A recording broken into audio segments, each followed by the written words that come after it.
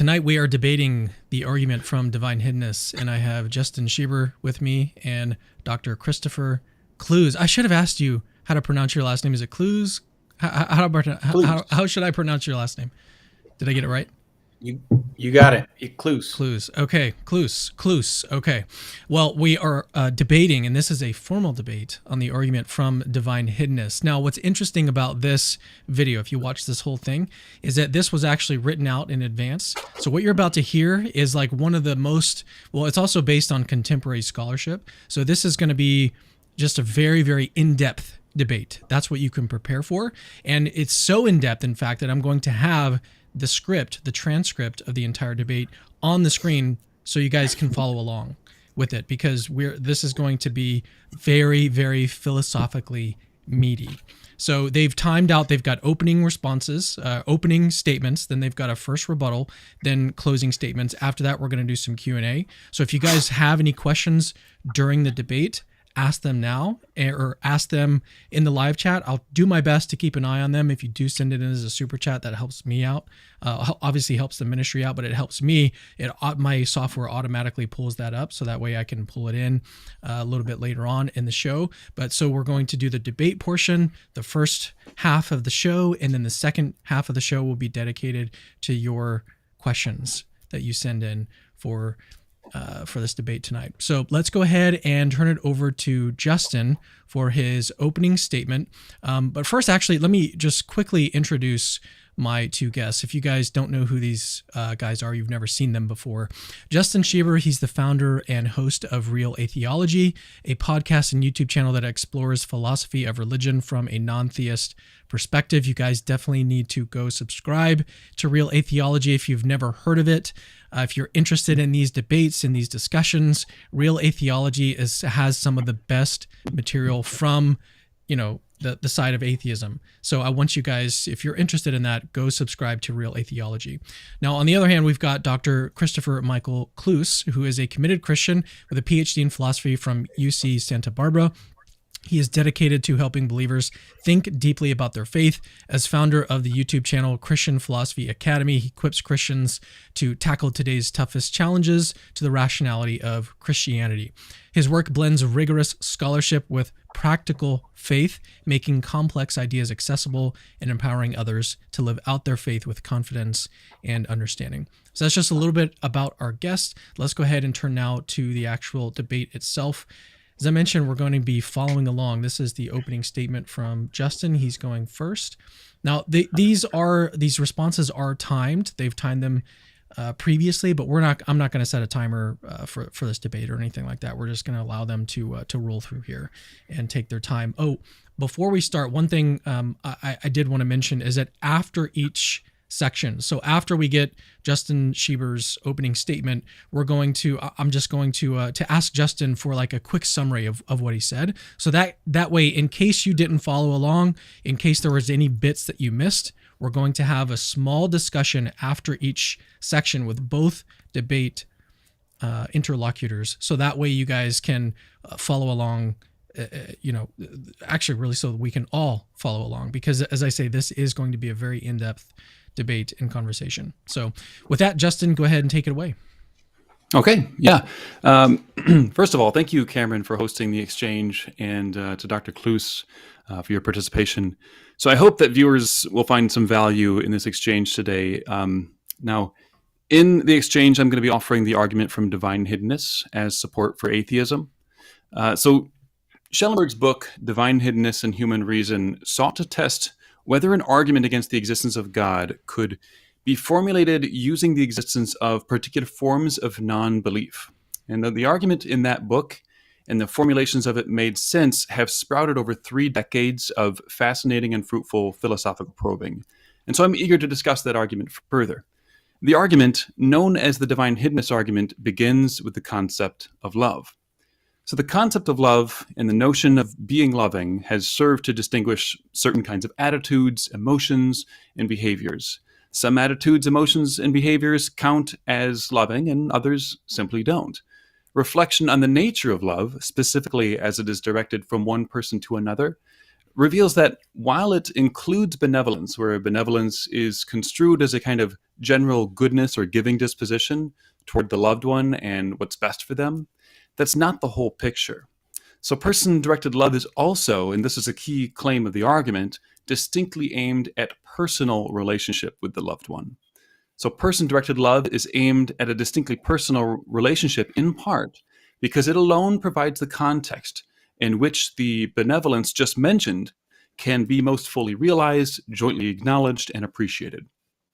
And this is in part why just any type of relationship simply wouldn't do here, right? So instead, Schellenberg highlights that love points toward personal relationship, and personal relationship should, in this context, be understood to denote a conscious and explicit relationship that is meaningful and which allows for things like sharing, teaching, behavior modeling, devotion toward, and forgiveness from another to be exercised and appreciated by the participants.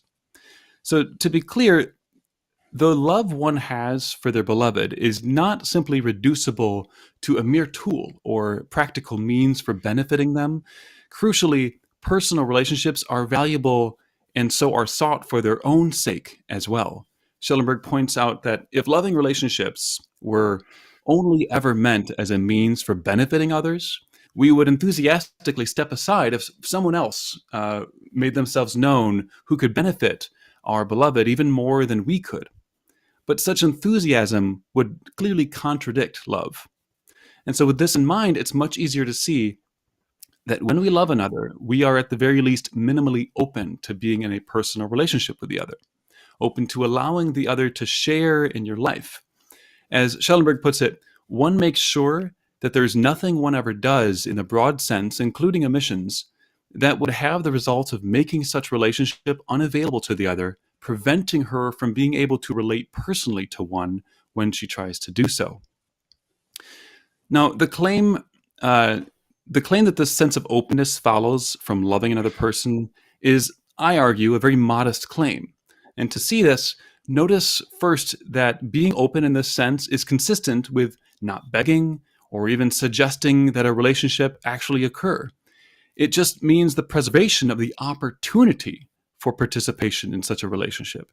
It's even consistent with leaving it up to the beloved to take the first step, whether it's easy or hard, toward a relationship's onset and its further development. So an illustration may help here. Suppose Tim claims to love Sally.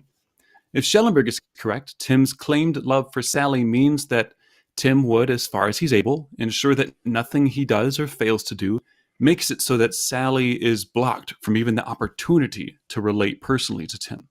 Again, a very modest claim.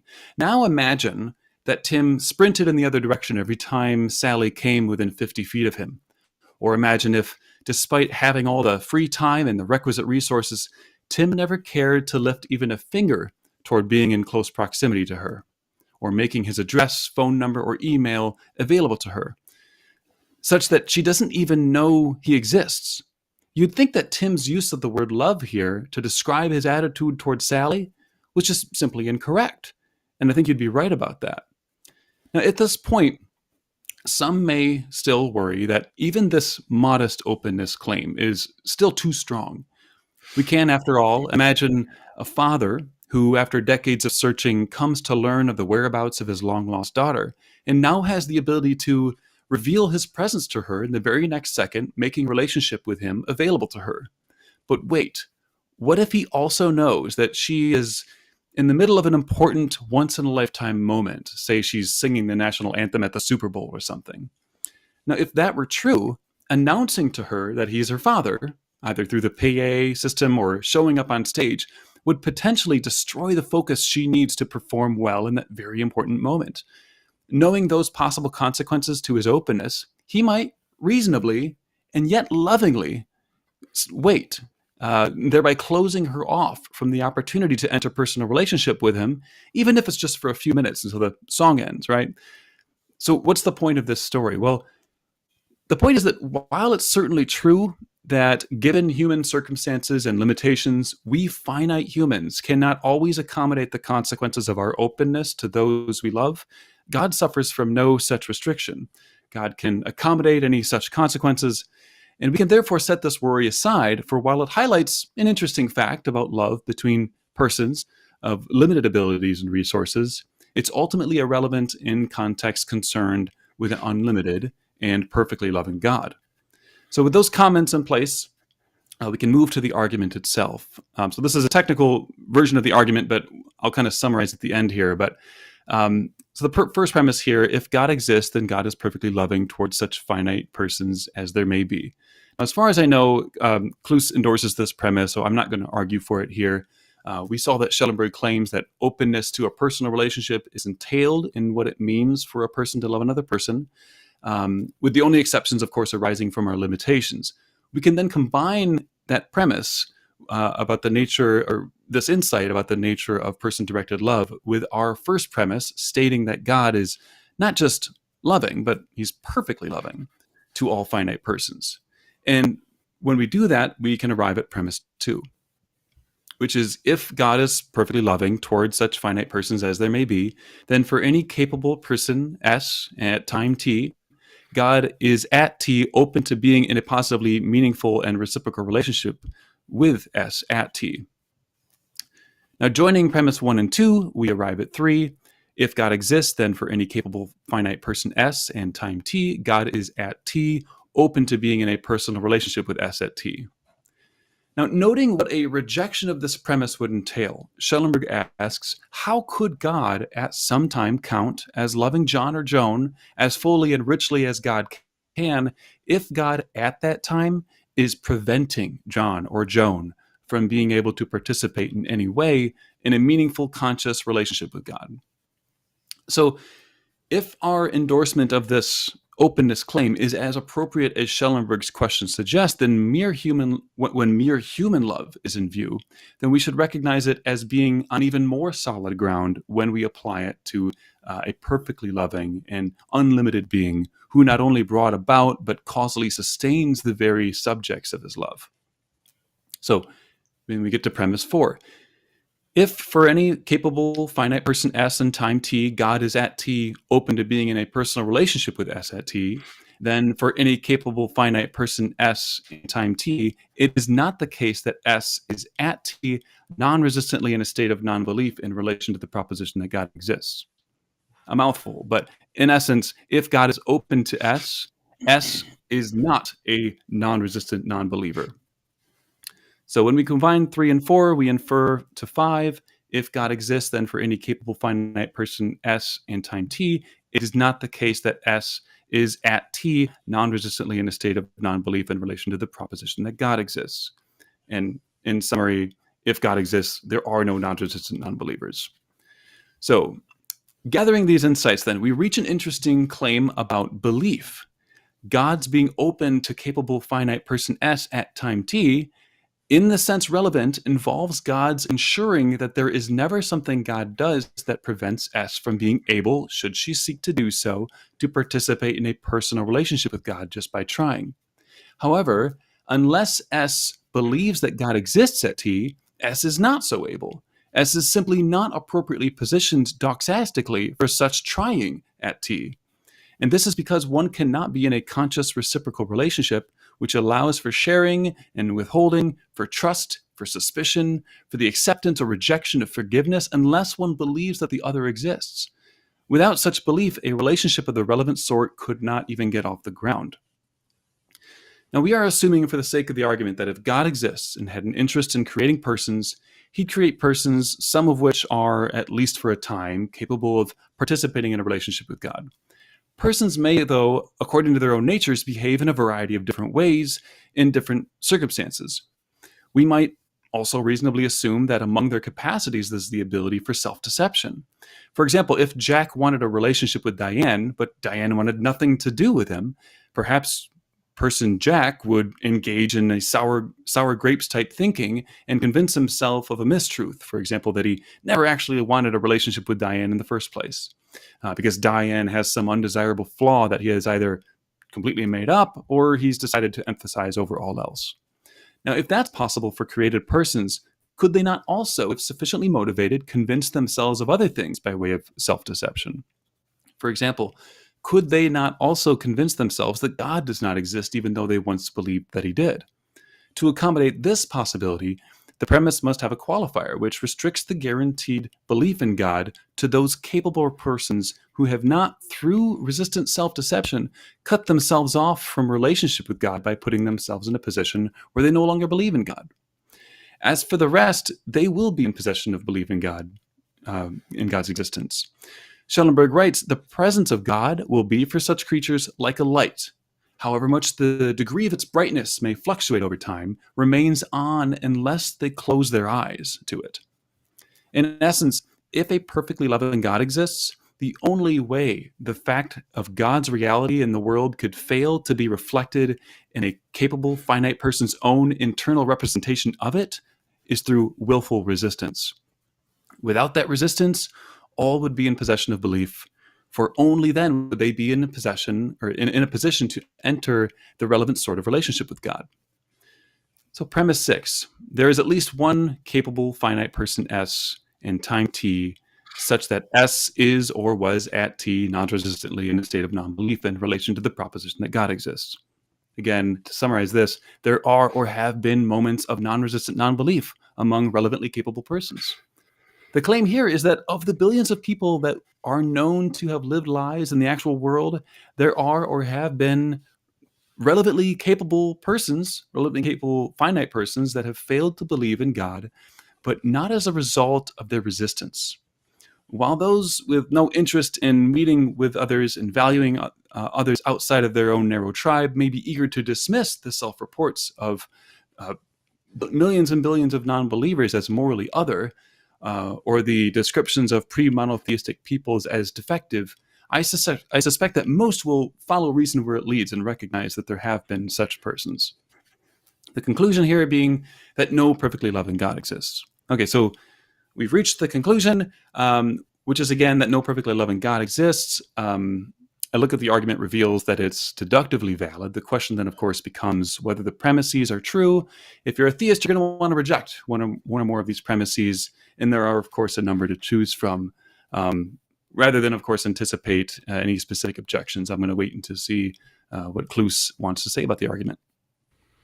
All right. So before we turn to Dr. Kloos's opening statement, Justin, let's just discuss yours for a little bit here. What is because you said, I think before we went live, that you're able to summarize this into 3 premises, or a shorter version of the argument, just to kind of make it a little bit more clear.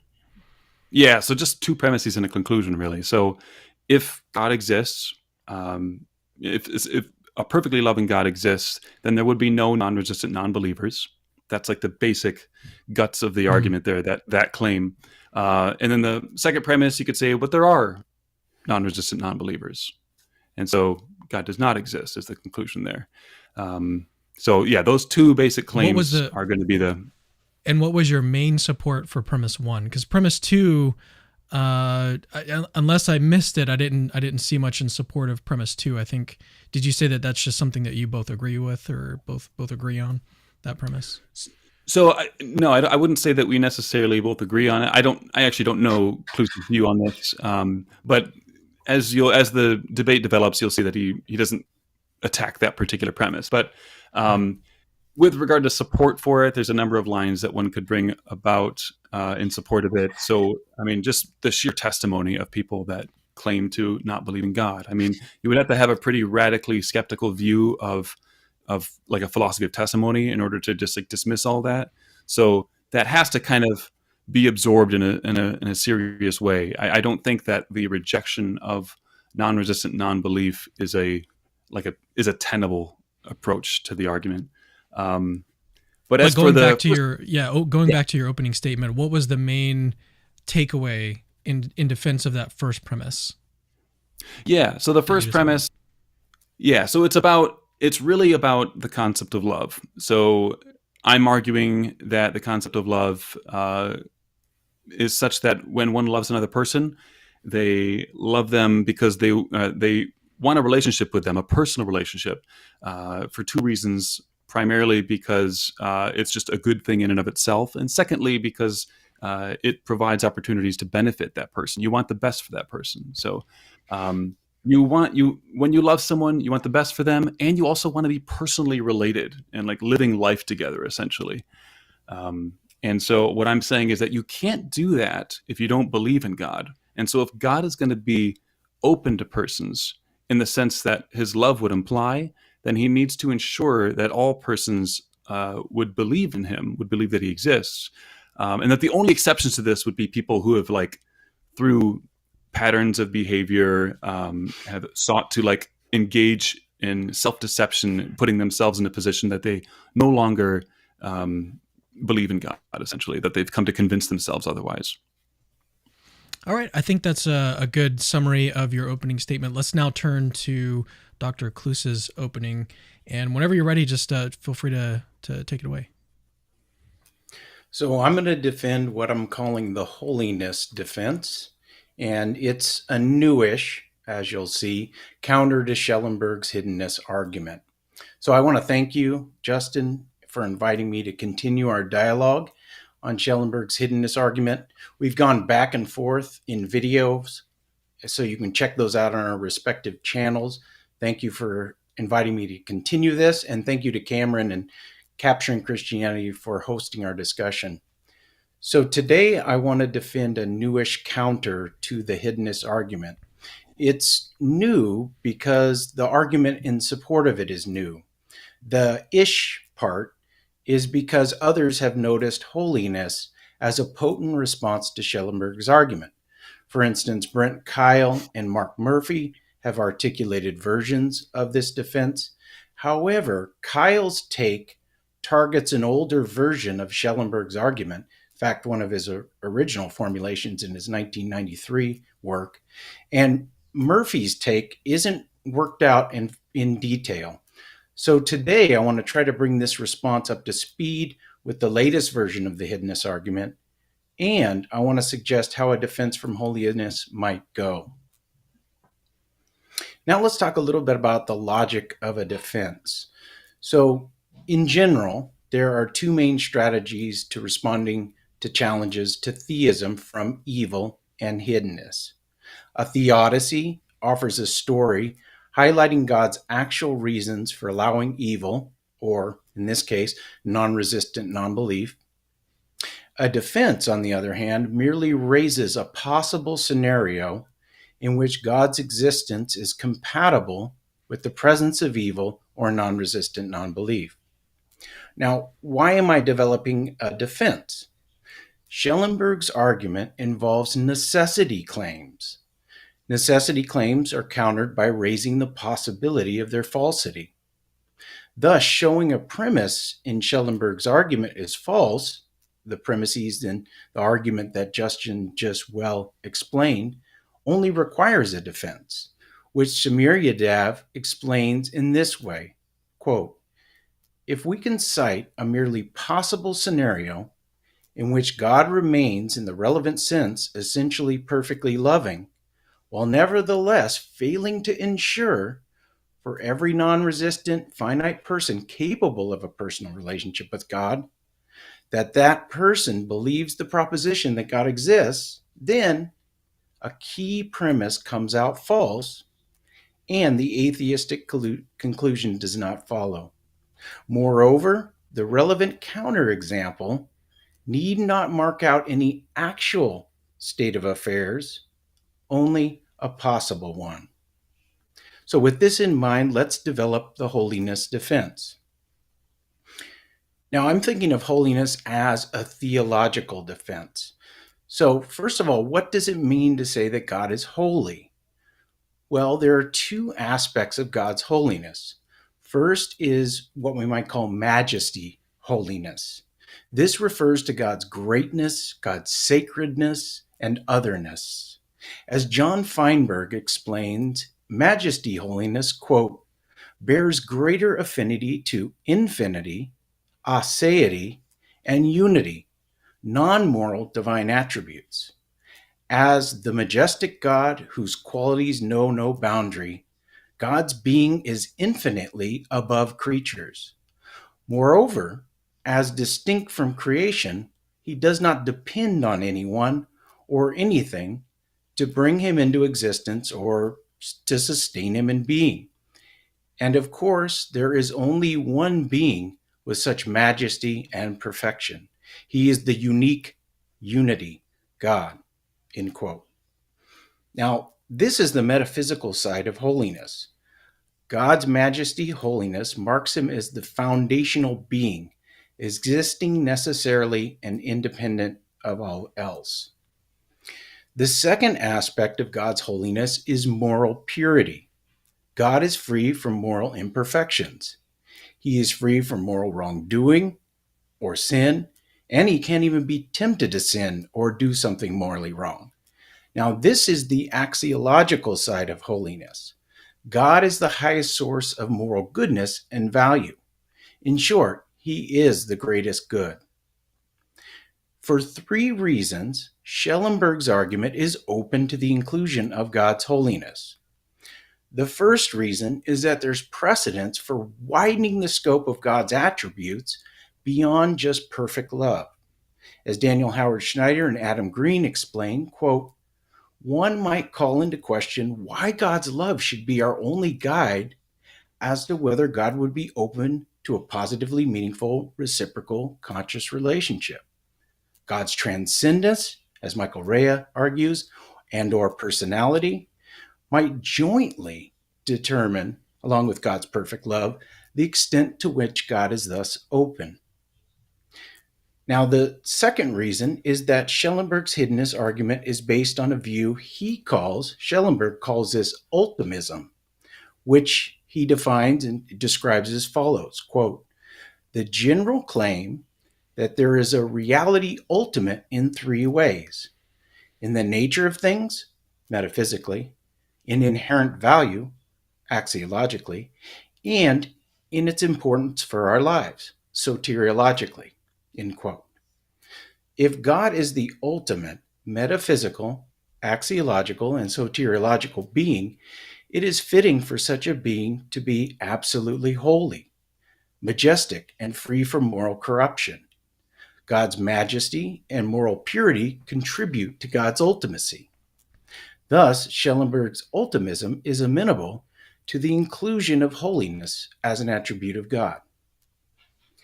The third reason Schellenberg's argument is open to the inclusion of God's holiness is that it constitutes a theological defense. As Yadav explains, in such defenses, quote, the relevant counterexamples are not derived from generalizing from the case of human personal relationships and then applying that to what we find in the divine case, end quote. That would be to make a human-centered or anthropological defense. Now, by contrast, a theological defense focuses on God-centered considerations. The holiness defense is a theological defense in this regard. Now, I grant that the sort of love relationship Schieber articulates in his opening holds between humans. However, holiness singles out God as a unique being in all of creation. So what goes for love between humans doesn't automatically apply to love between humans and a holy being, as humans are non-majestic and morally impure.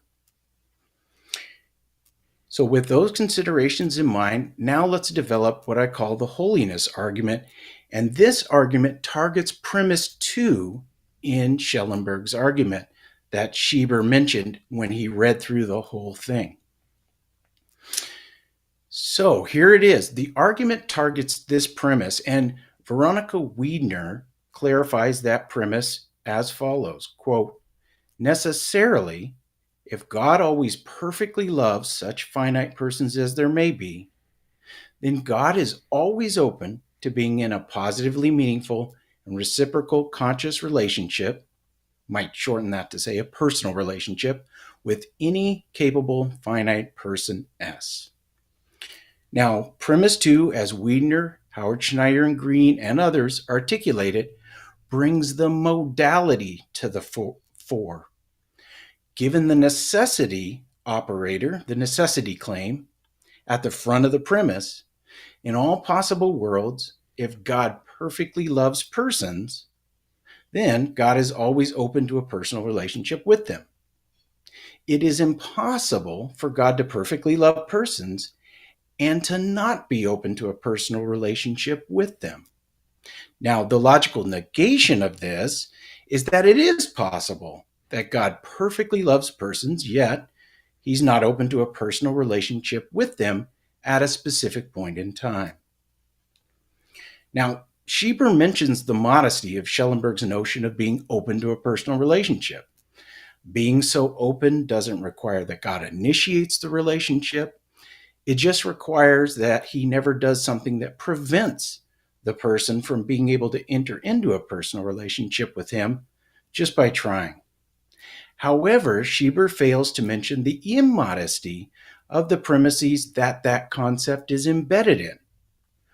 Openness to being in a personal relationship must be displayed by a perfectly loving God at all times to all people who are capable of being in such a relationship.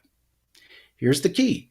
If it were possible for a single non-resistant non-believer at a single point in their life to not be able to enter into a personal relationship with God just by trying, then it would be false that perfect love necessitates such openness.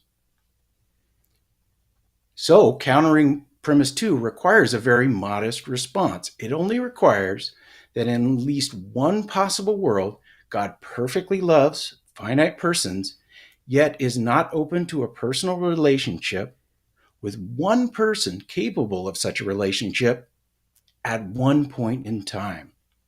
Now, the holiness argument capitalizes on this immodest aspect of Schellenberg's argument.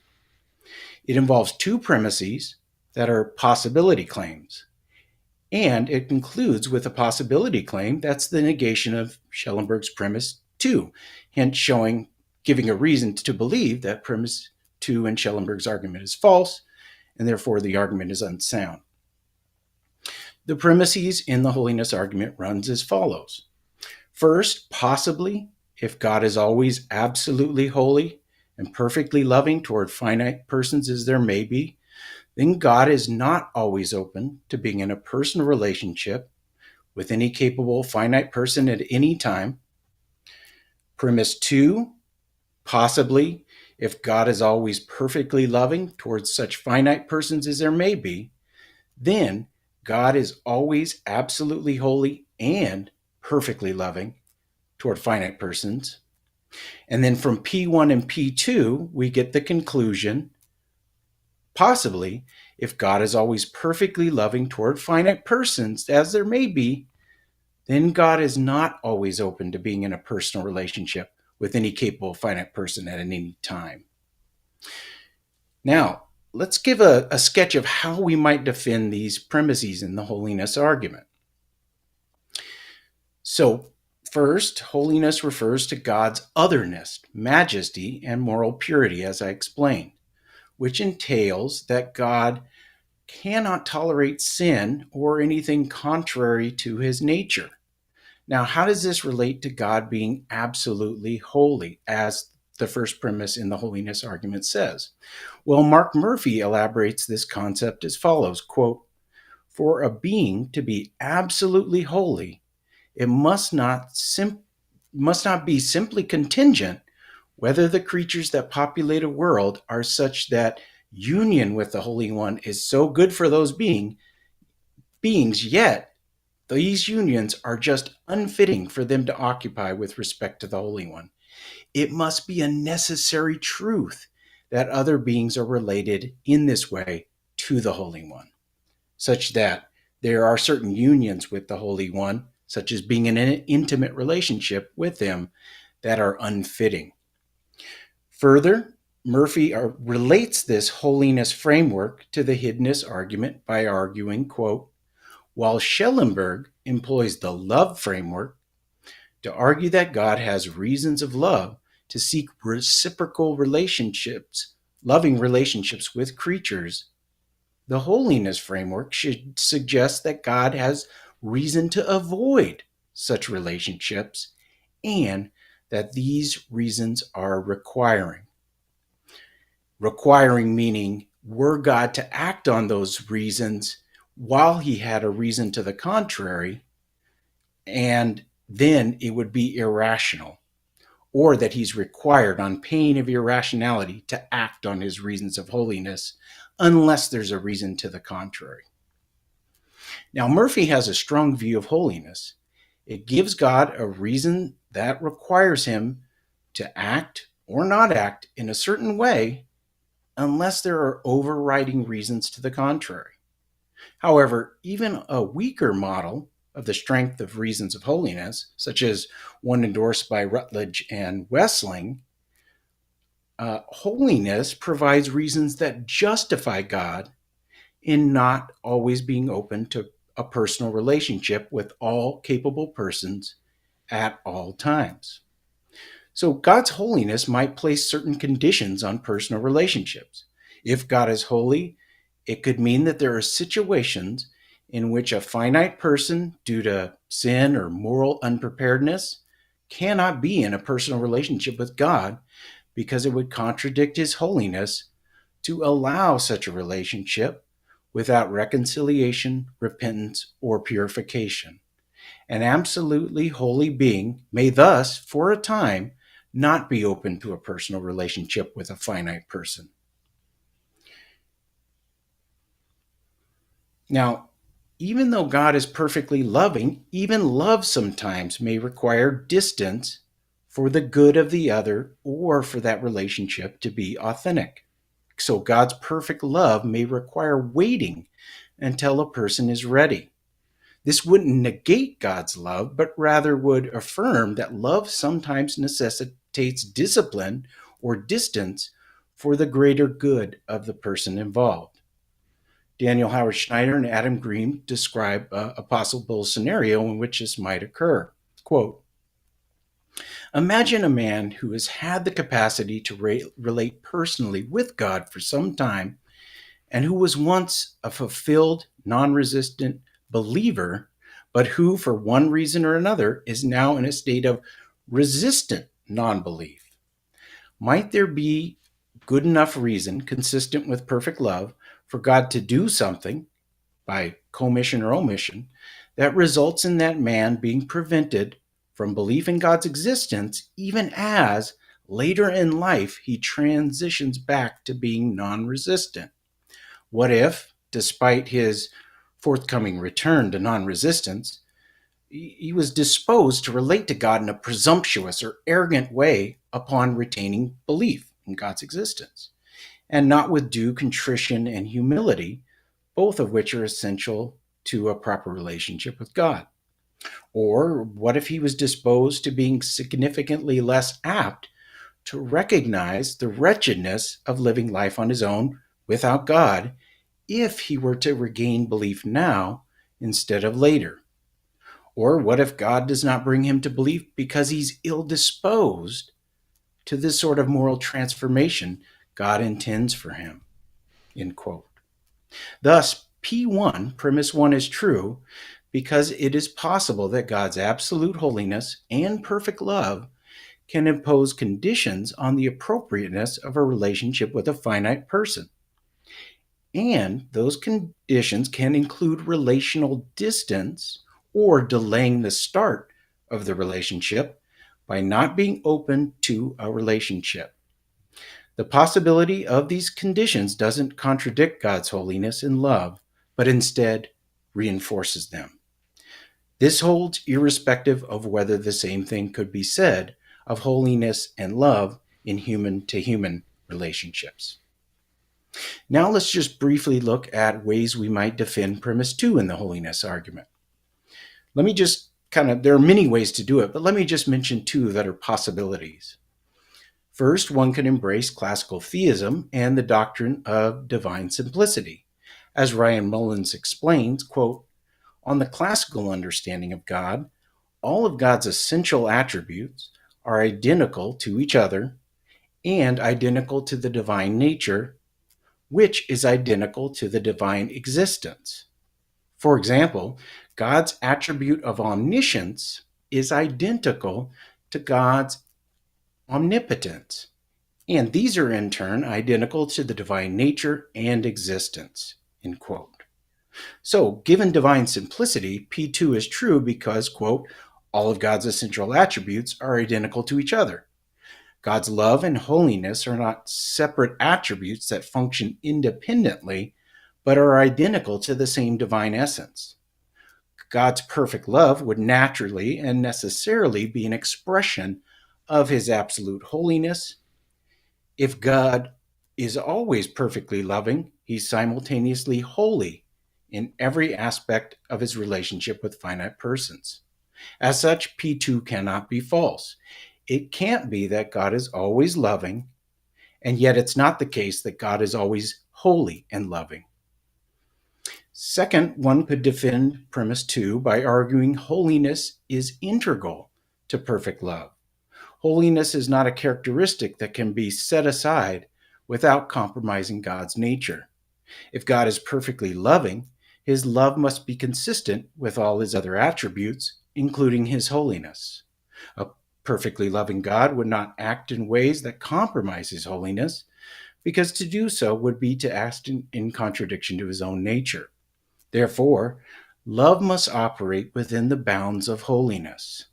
Further, as argued earlier, Schellenberg's ultimism is amenable to holiness being one of God's essential attributes.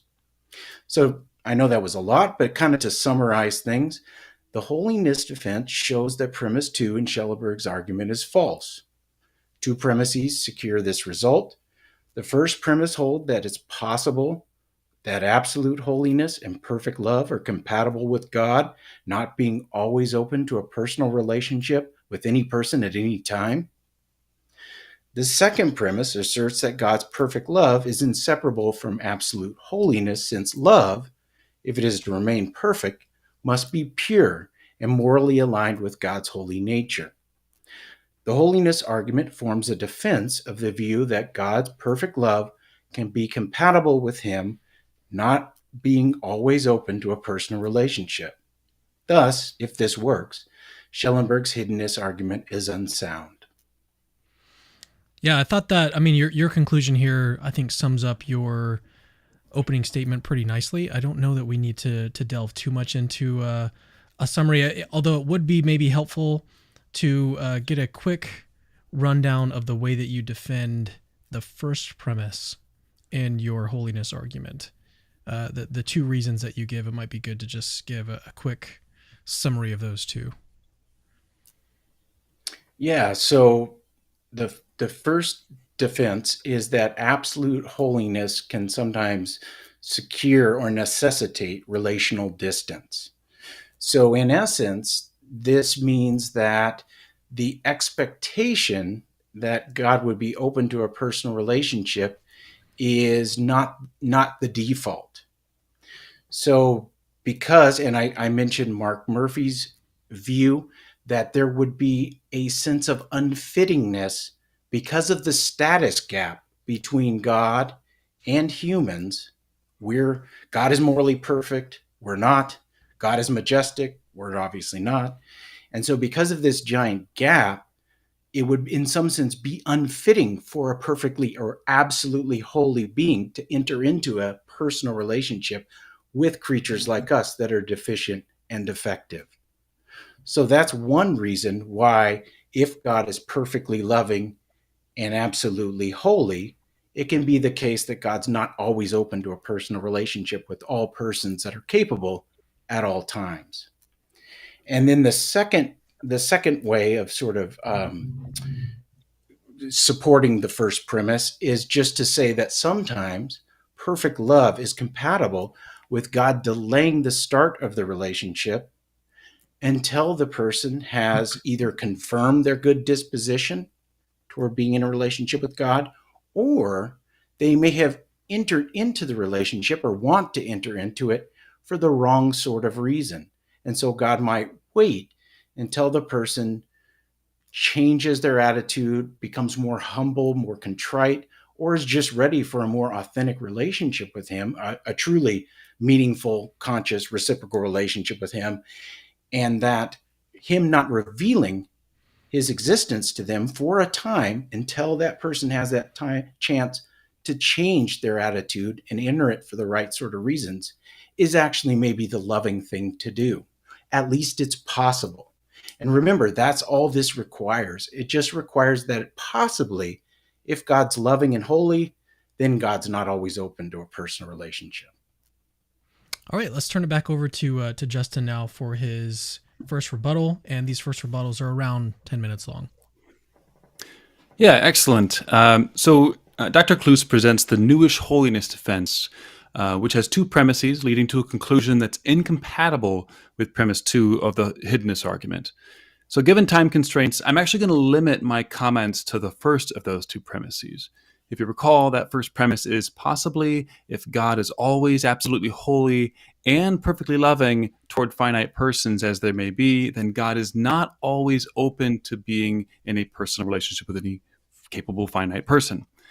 So Cloos is arguing that God's absolute holiness must be considered in conjunction with his perfect love. Articulating Mark Murphy's holiness framework, Cloos suggests that God may have what Murphy calls requiring reasons of holiness to avoid relationships with his creatures, even if God also has what Murphy calls justifying reasons of love, which may at times override those kind of default requiring reasons. And so these requiring reasons of holiness flow from the profound metaphysical, moral, and status gaps that exist between God and any finite creature. And that these gaps render these relationships with such finite creatures improper or inappropriate, absent further justifying reasons of love. In other words, holiness kind of enjoys a kind of default status.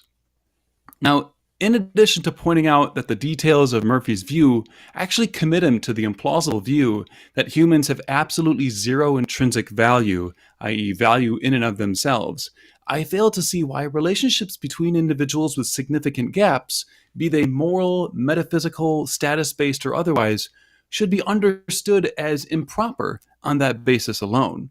Samir Yadev observes that a relationship's appropriateness depends on the kind of relationship it is. Many kinds of relationships actually require significant gaps, or at least make little sense without them. So, in my view, Cloos has not adequately shown that such gaps by themselves entail this kind of impropriety. Now, for the second piece of support for his first premise, Cloos draws on Daniel Howard Snyder and Adam Green.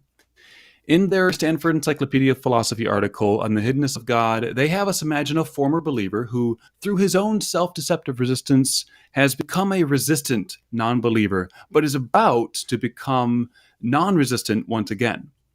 They then suggest that it is at least consistent with love, that rather than ensure belief at the very next instant, God may instead choose to close himself off from such a person for some time.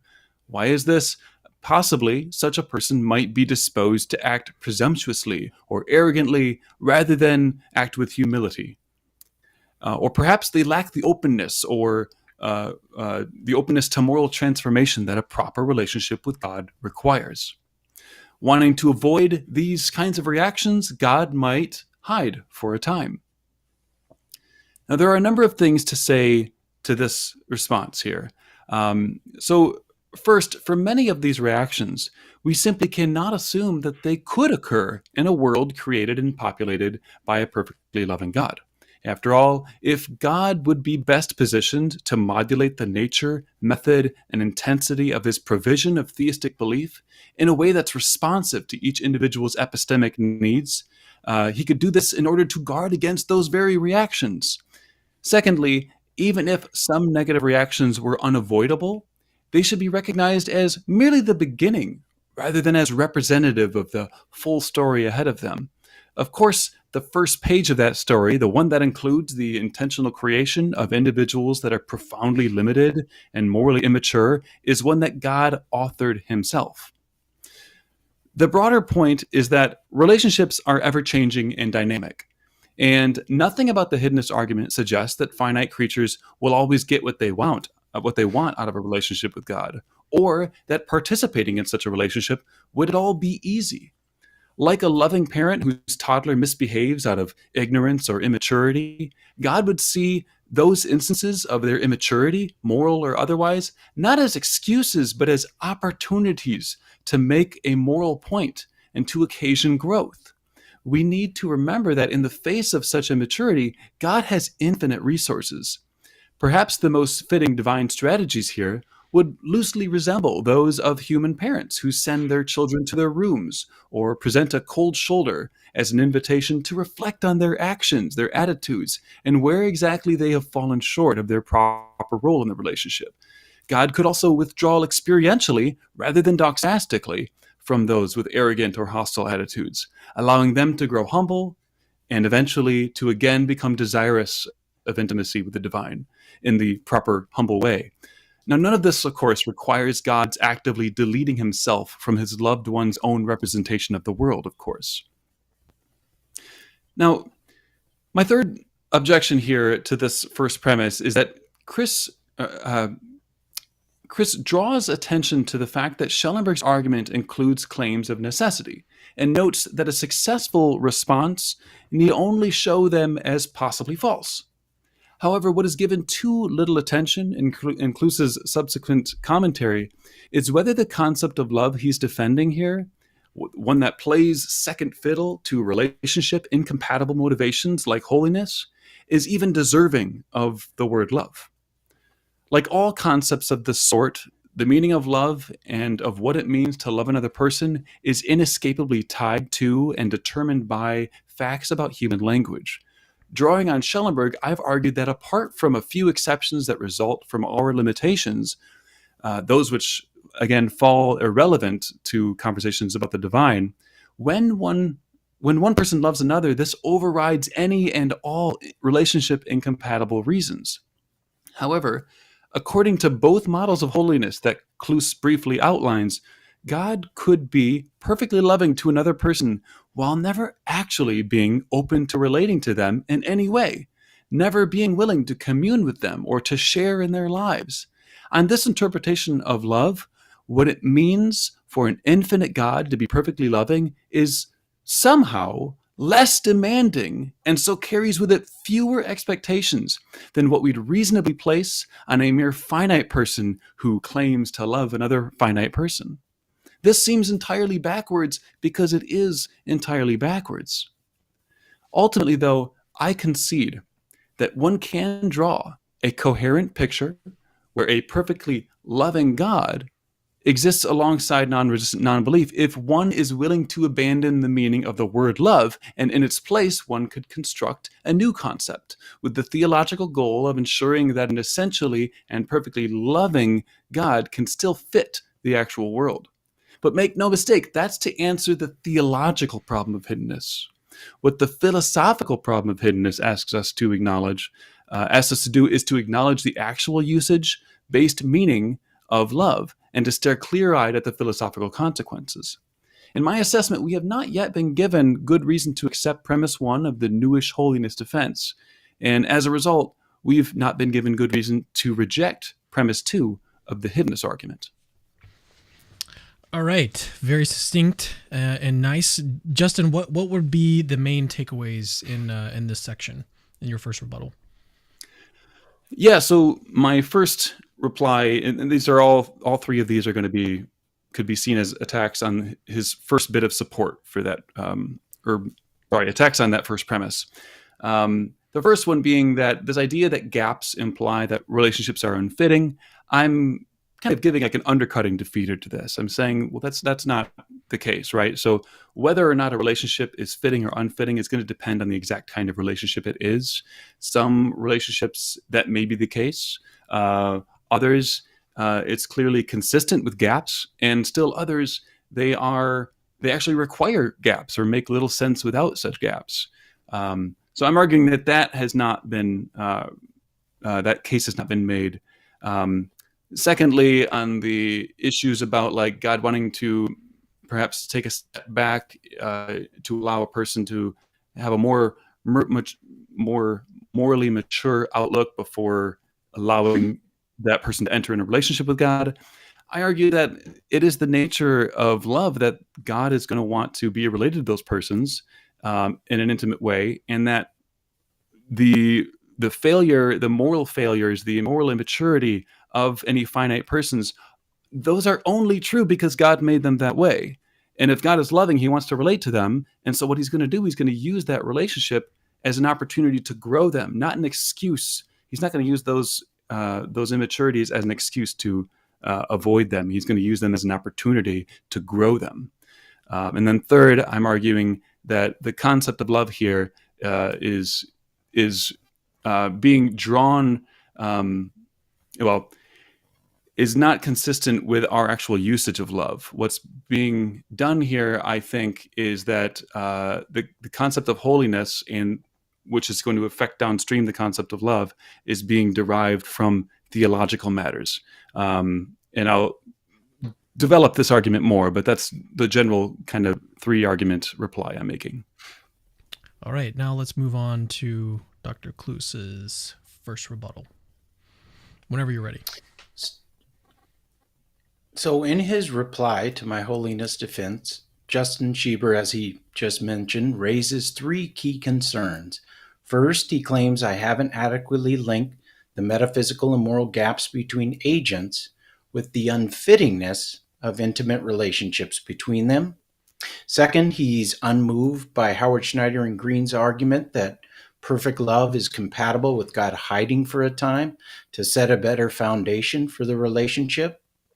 Third, Schieber questions whether the view of love I'm defending is truly worthy of being called love.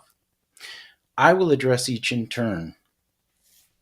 Why think the holiness of God supports the idea that God keeps his distance from creatures like us? So let's just consider a human analogy. A significant gap in skills, abilities, or status. Now imagine you're challenging LeBron James to a game of one-on-one. Maybe we're also imagining like this is LeBron in his prime. LeBron's, toward the end of his career, but anyway, it doesn't matter. There's just a huge gap. Sorry to interrupt. He's still good. Yeah, no, you're right. He's still amazing. Superlative LeBron James to a game of one-on-one, asking him to not go easy on you. Because after all, if he was to go easy on you, there wouldn't be that big of a gap, right? He'd be sort of hedging things. Now, as he dominates the game, you would naturally feel out of place, recognizing that you don't belong on the same court with him. A similar sense of shame arises in intellectual context. So if you're just starting out in philosophy, and this has definitely been my experience, and you attend a conference with top philosophers, you may grasp like parts of their discussions, but you might feel inadequate and out of place. Likewise, if you had met Mother Teresa, her moral virtue would likely leave you feeling unworthy in comparison with regard to how you care for the poor or those in desperate need. Now let's apply this to the case of God. Experiencing the holiness of God would highlight your creatureliness in relation to his perfection. The vast moral and metaphysical gap between you and God would naturally make you feel unworthy of his presence. Just as LeBron has a requiring reason not to play a serious game with you, God has a requiring reason not to enter into an intimate personal relationship with you, given your relative deficiencies. We're limited in power. God is all powerful. We know a limited range of facts. God knows all facts. We're sinful. We make moral mistakes all the time. God is sinless. We're finite and bound to this world. God is infinite and transcends this world.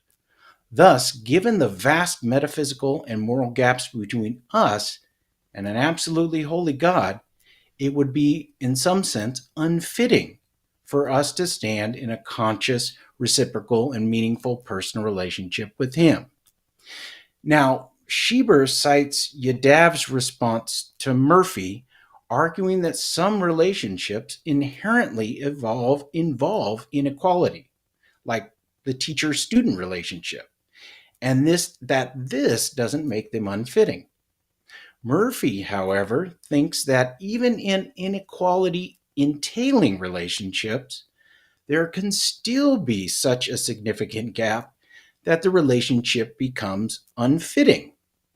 So just concerning a teacher-student example, Murphy notes, quote, in standard cases, we're thinking about one imperfect human who's a bit further along teaching another imperfect human. But crank up the volume and imagine the knowledge gap between them is so extreme, and the willingness to devote energy and attention to the subject so different, it might well seem beneath the teacher to devote efforts to instructing that student. And it seems to me part of what we admire in the humble devotion of a superbly expert teacher to bringing around an extremely stubborn or uninterested student is that in some way the teacher doesn't have to put up with this. Indeed, has some reason not to. There may well be students who are better fit for instruction, but the teacher puts up with that in helping the student to make progress. End quote. Now, Murphy connects this to the fundamental nature of God's relationships with creatures. Quote, this is in part how I see the story of creation. This is a world in which the ongoing existence of an active universe requires constant creation, conservation, concurrence, God serving the being and activity of creatures, even though what can be created is so meager and so dependent in relation to God, end quote. So God's perfections stand in stark contrast to our imperfections. Such significant gaps in value and status make an intimate personal relationship with God unfitting in the normative sense. There's a sense in which we ought not be related with such a majestic and morally pure God. Thus, God has requiring reasons of holiness not to enter into personal relationships with deficient and defective creatures like us. Now, here's the next point that Schieber mentions in my reply. Next, I used an example of Howard Schneider and Green to show that love can sometimes require relational distance. While God's holiness gives him reason to maintain distance, his love may, and Justin pointed this out, in some cases, justify not being open to a personal relationship at a given time. Now, this supports the first premise of the holiness argument. A holy and loving God need not always be open to a personal relationship with any capable finite person at any given time. For instance, God might hide from someone transitioning into non-resistant non-belief who would approach the relationship with God arrogantly if given theistic belief too soon. Or someone may enter a less authentic relationship with God without first recognizing their moral depravity and need for God. In such cases, it would be more loving for God to delay revealing his existence, allowing for a more humble and contrite relationship later. Perfect love doesn't necessarily entail God always being open to a personal relationship. Now, Justin offers 3 replies. First, he argues that we can't assume such scenarios are possible, suggesting that God, in his wisdom, would provide theistic belief in a way that prevents arrogant responses. However, this undercuts Schieber's claim that openness to a relationship is modest.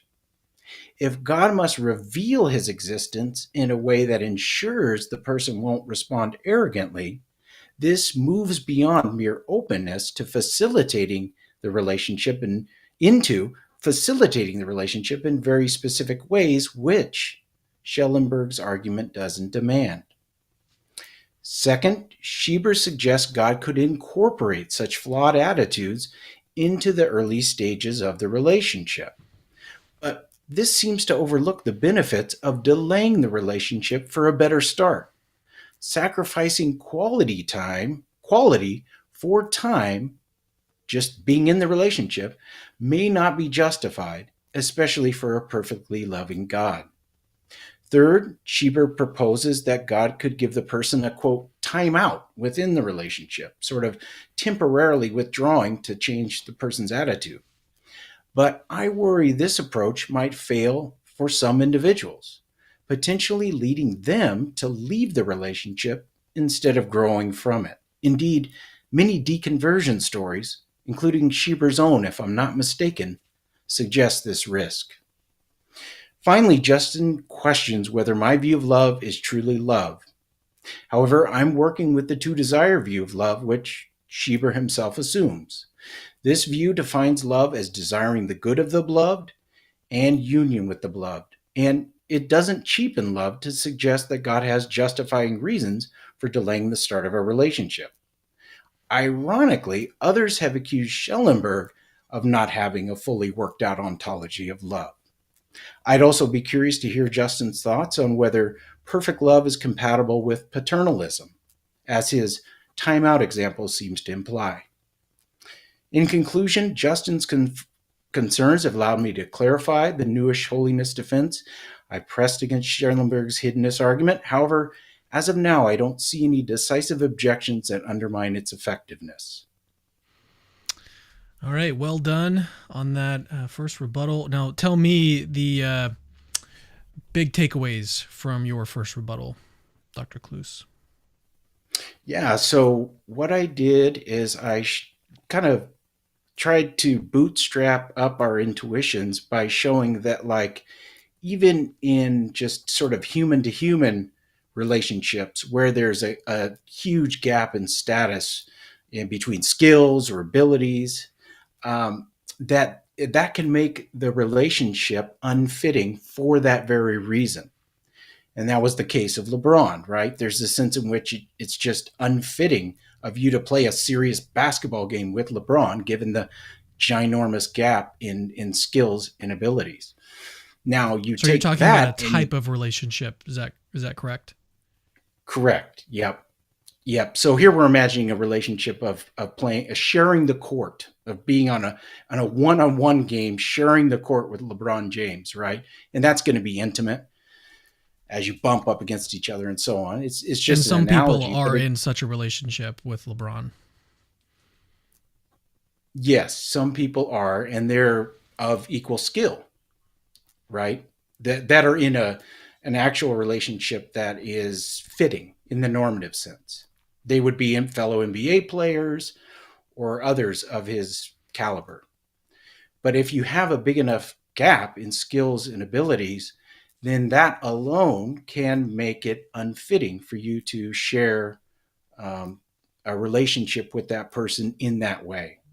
Likewise, given the ginormous gap in who we are as individuals in terms of our abilities, our attributes, and God's attributes, that can make it unfitting for God to enter into a personal relationship with us.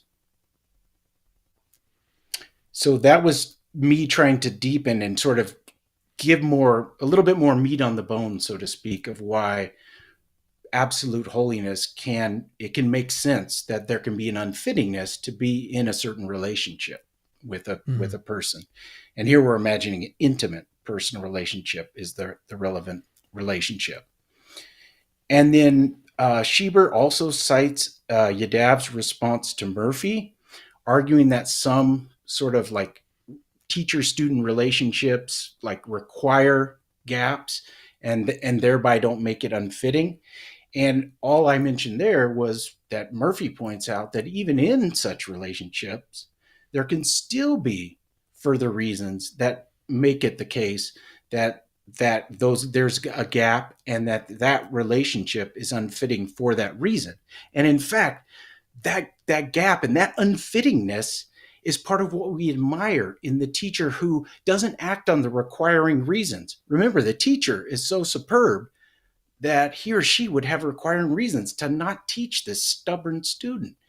But it's all the more amazing that teacher, even having those requiring reasons to not be in that relationship, would override those or act on justifying reasons and thereby teach the student, even though it's in some sense unfitting or beneath the teacher to do so. So in some sense, it also matters what the attributes of the student and the teacher, what the attributes of these two people are, or what attributes these two beings have. Yes. Yep. And then the last part was just that perfect love is compatible with a better start. And there, the big idea is that Justin says, well, just get in the relationship. If God's truly perfectly loving, wouldn't he just, because this relationship is so valuable, just get the thing started, reveal your existence, and you can sort of make the modifications within the relationship. After all, God's got infinite resources, God's all powerful, and so on. So couldn't God do the same sort of stuff with the relationship going? And my point is that there can be a trajectory to a relationship, and God gives us free will.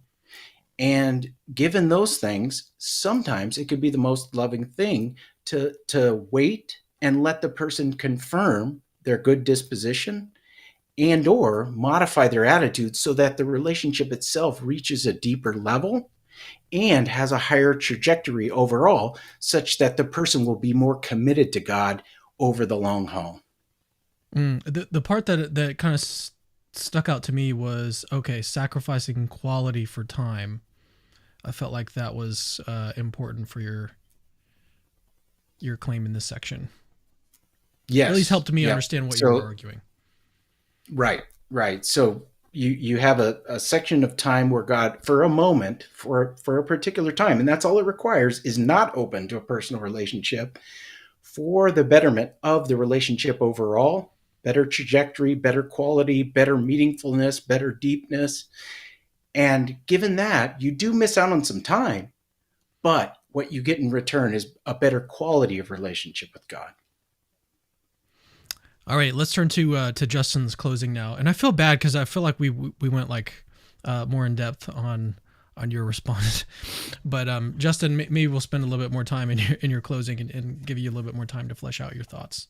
But yeah, feel Sure. free to go through your closing now. Okay, yeah. So in his last reply, Cloos interacts with my concerns about his newish holiness defense. So here are some replies to some, but not all of his comments. So do moral and metaphysical gaps between persons by themselves imply that any relationship between such persons is unfitting? So contrary to Cloos, I've argued that it all depends on the nature of the relationship. Right? Some relationships are not only compatible with, but actually require such gaps. In reply, Cloos cites Murphy, who observes that even in relationships that require some gaps, there can still be other gaps that nevertheless still imply an unfittingness. Quoting from Murphy, he notes that a teacher may lack the energy and attention to put effort into instructing a stubborn or disinterested student, and this possibly mirrors God's requiring reasons of holiness to keep his distance. But I think that this reply falls short of its mark because whatever reasons the teacher has to avoid a particular student in this context are not intrinsic to the gaps per se, right? Rather, they are a product of his own human limitations of time, energy, and attentiveness. Of course, God has no such limitations, and so this directly undercuts the relevance of this particular argument from analogy. Next, excuse me. Next, Cloos responds to my objection to Howard Snyder and to my objections to Howard Snyder and Green. I argue that we cannot assume that God would reveal himself in ways that he knows would elicit a negative response to God's existence. In reply, Cloos worries that this undermines the modesty of the relevant premise, because it says that God not only provides belief, but would also facilitate relationships. I disagree. It would only undermine the modesty claim if it wasn't already implied by the fact that the agent in question is providing belief in order to meet a precondition for a personal relationship that they, of course, hope will actually materialize. So I don't think there's any complexity added here. He then argues that God's use of creaturely flawed moral attitudes into the beginning stage of a relationship means that God would be sacrificing quality of relationship for time in a relationship, which God may not want to do. Now, first, this seems to assume a view according to which moments of disvalue early within a relationship cannot, when properly absorbed, end up increasing the overall value of the relationship beyond what it could have otherwise been. But we've been given no argument for this assumption. Second, in worlds where God exists and has intentionally created persons to love, if God makes the choice to create them as profoundly morally and metaphysically immature persons, in other words, in worlds where he creates those gaps himself, this could not then serve as a rational reason for that same God to then recoil from their unworthiness. Third, when asked why he ate alongside sinners, a wise man at the core of Cloos's own tradition replied, "It's not the healthy who need a doctor, but the sick." Lastly, I've argued that Cloos in effect redefines the meaning of the concept of love. Cloos replies Cloos replies by claiming that we're both using the same to-desire view of love. But I think that's missing my larger point. All of the texts, and here I'm referring to Feinberg, Murphy, Rutledge, and Weisling, Yiddiv even, Cloos uses to construct his newish holiness defense are theological texts. They are explicitly anchored in their own interpretations of passages from what they assume to be the inspired word of God. Those interpretations not only determine their concepts of holiness and divine love, but also how those attributes relate to each other. And here's why this matters. One could never, by way of a basic analysis of the concept of love, which involves attending to human usage and facts about human language, arrive at a concept of love that is so moderated by holiness concerns, so as to be stripped of the entailments highlighted in the Hiddenness argument. To arrive at Cloos's view, one needs to augment what determines the meaning of words with the inclusion of a divine source. After all, if God exists and has revealed himself in Scripture, and Scripture calls God loving, that word must be understood in a way that's consistent with the existence of non-resistant non-belief. Any mere usage-based analysis be damned. To sum up this last point, in my judgment, Cloos has avoided rather than solved the philosophical problem of hiddenness. In closing, a big part of why I appreciate the hiddenness argument is the various philosophical issues it brings to the fore, which then demand to be wrestled with. And for that reason, I greatly appreciate Dr. Cloos for pushing myself and the viewers to wrestle further with these topics. All right. Nice. So what were the main takeaways in your closing statement, Justin? Yeah, so I just wanted to further clarify essentially the point I'm making about those moral gaps, the metaphysical and moral gaps, right? So Cloos's argument seems to require this idea that these gaps by themselves imply an unfittingness, which give God requiring reasons that may in some cases be overwhelmed by justifying reasons of love, but the default would be to God that God keeps his distance. My point is that unfitting. These gaps by themselves don't imply this unfittingness. Whether or not a particular relationship is unfit is going to be determined by the nature of that relationship, like what kind of relationship it is. Some, that may be the case, that these gaps require, that these gaps imply unfittingness. Some are perfectly consistent with sizable gaps, and still others make no sense without those gaps. And so I was saying that the teacher example he brings up, where he says, the teacher is clearly much more knowledgeable about the subject than the student, but maybe there's another gap where the student is morally gapped from the student or from the teacher, such that they're really arrogant and very stubborn and just not a very virtuous person. And so the teacher has no reason to waste his time with them. My point is that you can point to all the gaps in the world, but my general point is that these gaps don't imply fittingness unless we discuss the nature of the relationship involved. I'm not implying that they do or that they do not imply unfittingness. I'm simply saying that Chris has not made his case here. And then the third point, or then the negative response. Let me just ask a quick follow-up on that one. So you would argue that the relationship, even given the gap, which is sort of an essential gap between God and created humans, that gap nevertheless still implies fittingness, right? No, so I'm not claiming one way or the other. So he's claiming that it does imply fittingness, and I'm simply saying that case has not been argued. I think that whether or not a given relationship is unfit or fit is going to depend, or whether or not a given relationship is rendered unfit in virtue of the gaps between the participants is going to be a function of the kind of relationship it is. And so that needs to be addressed. And I don't think that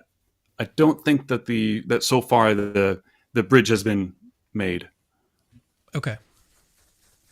Did you have other key points you wanted to clarify? Yeah. So I'll. I made those points about the God's wanting to kind of step aside to allow someone to grow, before they're ready for a relationship, to kind of allow for a better start.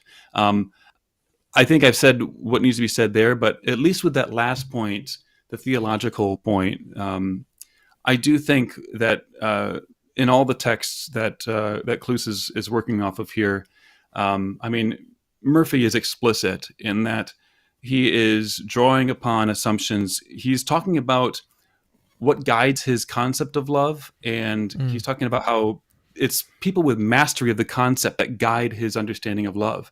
And he's explicit that he says, I assume that all experiences of holiness of the divine that are reported in Scripture are veridical, and that what he assumes that when God says God is holy, and that when the angels say that God is holy, these are people with mastery of the concept. And so he's defaulting to the mastery of the concept that he gets from Scripture.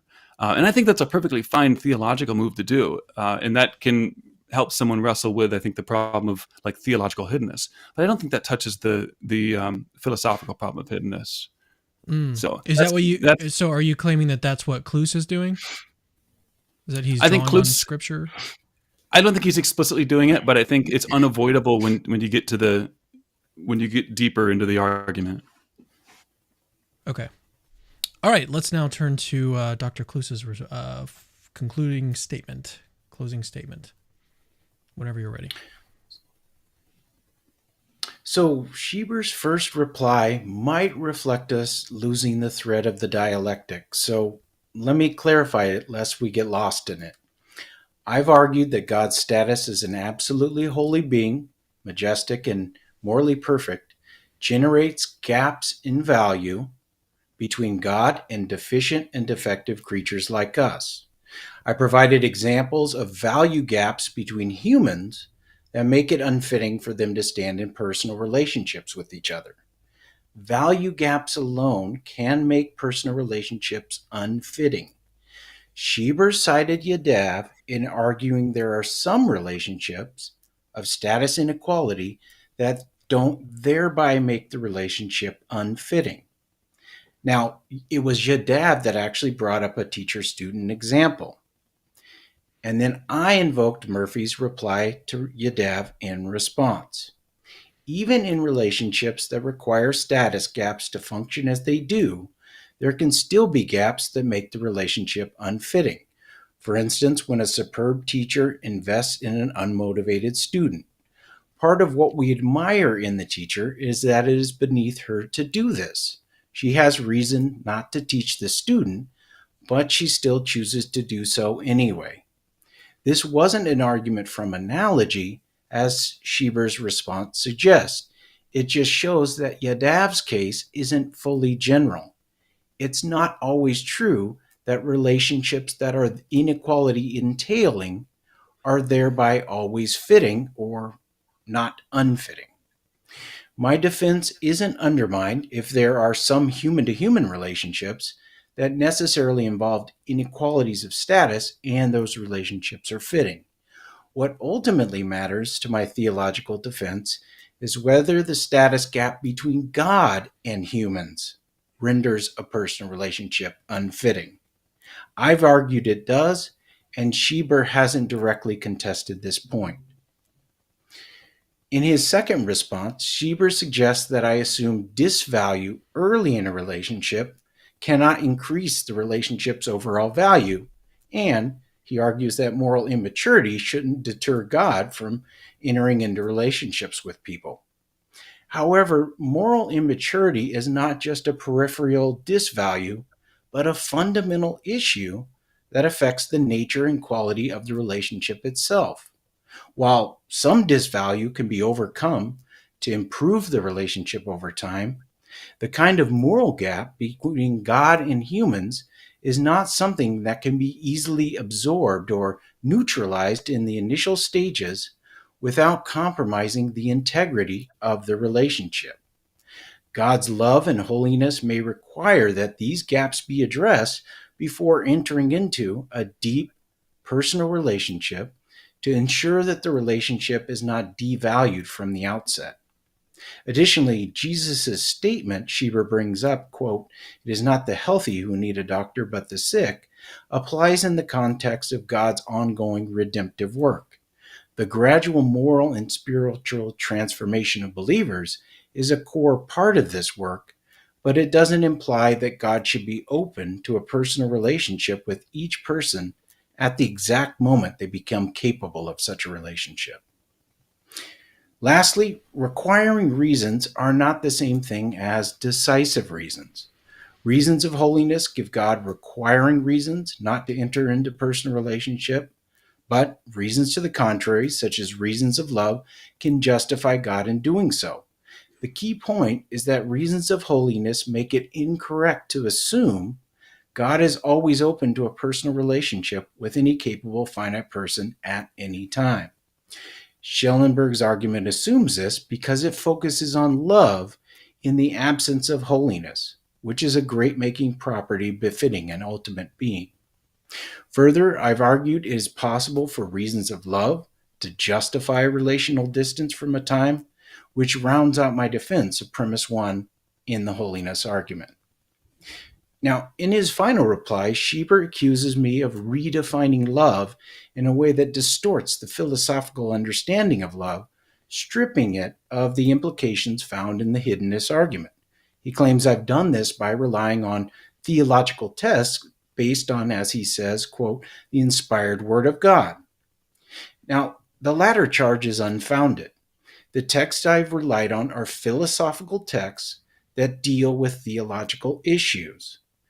After philosophical analysis, they show the results are consistent with Scripture. Now, this is very different from texts that derive their view directly from Scripture. So, just to cite one example, Mark Murphy, in his book Divine Holiness and Divine Action, is dealing with a philosophical conception of God, namely the Anselmian God of perfect being theology. This view of God is amenable to Schellenberg's ultimism view of God, and Murphy derives his view of holiness not from Scripture, but rather from the pioneering work of Rudolf Otto in his The Idea of Holy. Otto arrives at his view via an analysis of the experience of holiness, not via exegesis of Scripture. So Schieber's claim that I have stained Schellenberg's philosophical argument with biblical ink is unjustified. Finally, Schieber never contested the second premise of the holiness argument. Possibly, if God is perfectly loving, then God is absolutely holy and perfectly loving. Now, lack of engagement with this premise is reflected in Schieber's charge that I have redefined love by introducing holiness concerns. By bringing holiness into the concept of divine love, I'm not redefining love, but seeking a more coherent understanding of what it means for God to love in a way consistent with his nature. If we omit holiness from our understanding of God's love, we risk misunderstanding both God's character and the relational implications that stem from it. I really appreciate Schieber's critique of my newish holiness defense. I, too, find engaging with the Hiddenness argument philosophically fruitful. While the Hiddenness argument challenges God's existence by focusing on God's love to the exclusion of God's holiness, my defense argues that God's existence is not undermined when we properly account for the role of holiness in God's relational dynamics. All right. Well done. Well done. Oh, wait. We should have done your key takeaways. Let's do your takeaways, and then we'll move to Q&A. Maybe this is a good time to remind the audience we're about to transition to Q&A. We have one super chat lined up. We'll get to that one, and if we receive any other further super chats, we'll get to those as well, and then we'll close out the stream. And again, these questions should be addressed to the debate participants. If you have a question for Dr. Cloos, make sure that you're asking or you address him in your question. But yes, let's turn back to your closing statement. What are the key takeaways, Dr. Cloos? So the first takeaway was just sort of bring us back into the dialectic, and I realized that got a little crazy, but it's important because in philosophical discussions, it's real easy to lose the thread of the dialectic. So what I did there was just show the thread of actually what's going on in the argumentation. And what I tried to argue is that even in relationships that require gaps to function as they do, there can still be gaps that make the relationship unfitting. But that doesn't, it wasn't an argument from analogy. Um, as Schieber's response suggested, I just was trying to show that Yadav's case isn't fully general. And it's not always true that relationships that are inequality entailing are thereby some relationships are always fitting. So my defense isn't undermined if some human to human relationships that involve these inequalities of status are also fitting. The key question, which is the question actually that you asked, Cameron, is whether ultimately this status gap between God and humans renders a personal relationship unfitting. And remember, my defense is a theological defense. So it's not focused primarily on human to human relationships. That can matter for, like Justin said, like the type of relationship that holds between humans can matter, whether those things are fitting or unfitting. My claim is that when we come to God and God's holiness, that massive of a gap thereby renders it unfitting. And that he didn't directly contest or argue that gap doesn't between God and us doesn't thereby make the relationship unfitting in the normative sense. If you guys are okay with it, I will turn to that after we go through the key takeaways from your closing statement. I would like to return to that and just get a little bit more clarification from both of you. If you're that'd be great. That. Okay. And then I just tried to show that moral immaturity isn't just this sort of thing that's like, well, if they're morally immature, God's partly responsible for that, even though he gives us free will. Therefore, God is somehow obligated to just overcome it or not count it against humans.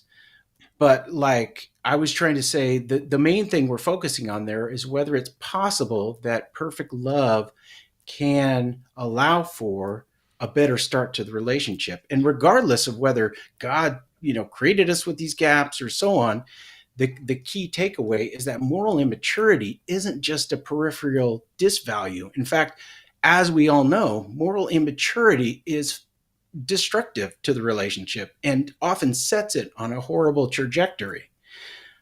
So I was just trying to say that it doesn't imply that God should be open to a personal relationship at the exact moment they become capable of such a relationship, when delaying the relationship for a bit would afford a better overall quality of relationship, even though it means missing out on a little bit of time.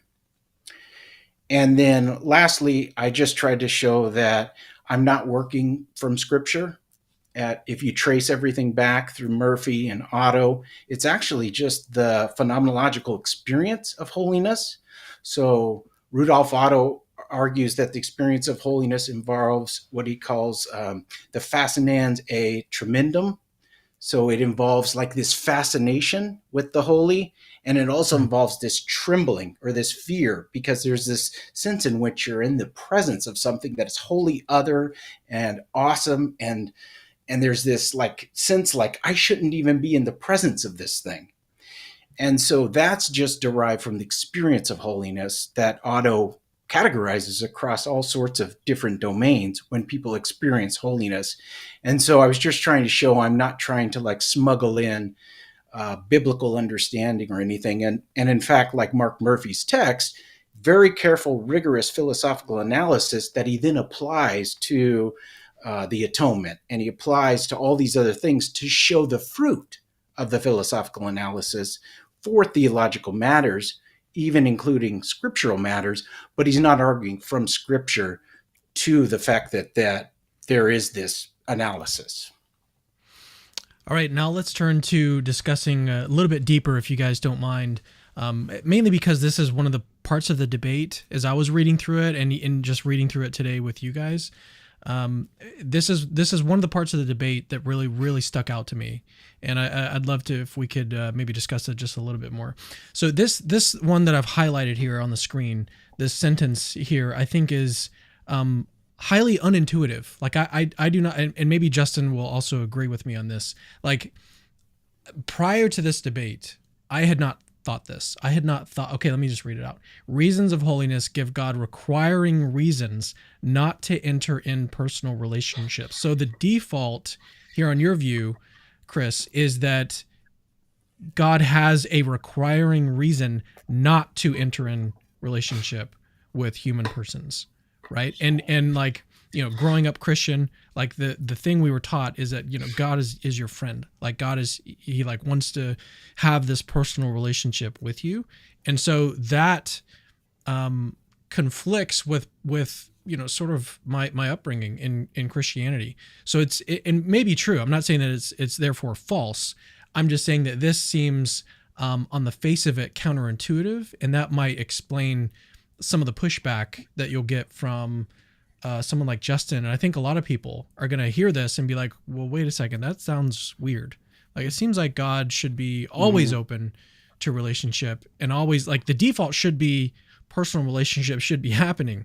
Right. And so, but obviously there's an entire framework that you've outlined, the argument from holiness. There's all of these key things that need to be fleshed out and discussed and everything. And that's like the reasons behind the claim are ultimately what matters. It's not the fact that the claim seems, you know, counterintuitive on the face of it. That's interesting psychologically, but really what matters, you know, epistemically is the reasons for the view itself. But I did want to highlight that. I feel, maybe Justin, I can bring you in here. Do you have the same sense? Do you have the same sense that this is sort of counterintuitive? Like, I think, yeah, when you first hear that, it does, as you say, like Cameron, I had the same experience as you when you kind of like the phenomenological experiences of reading that kind of idea about God just seems so incredibly foreign to everything I understood to be God. But in fairness, you know, Murphy's book is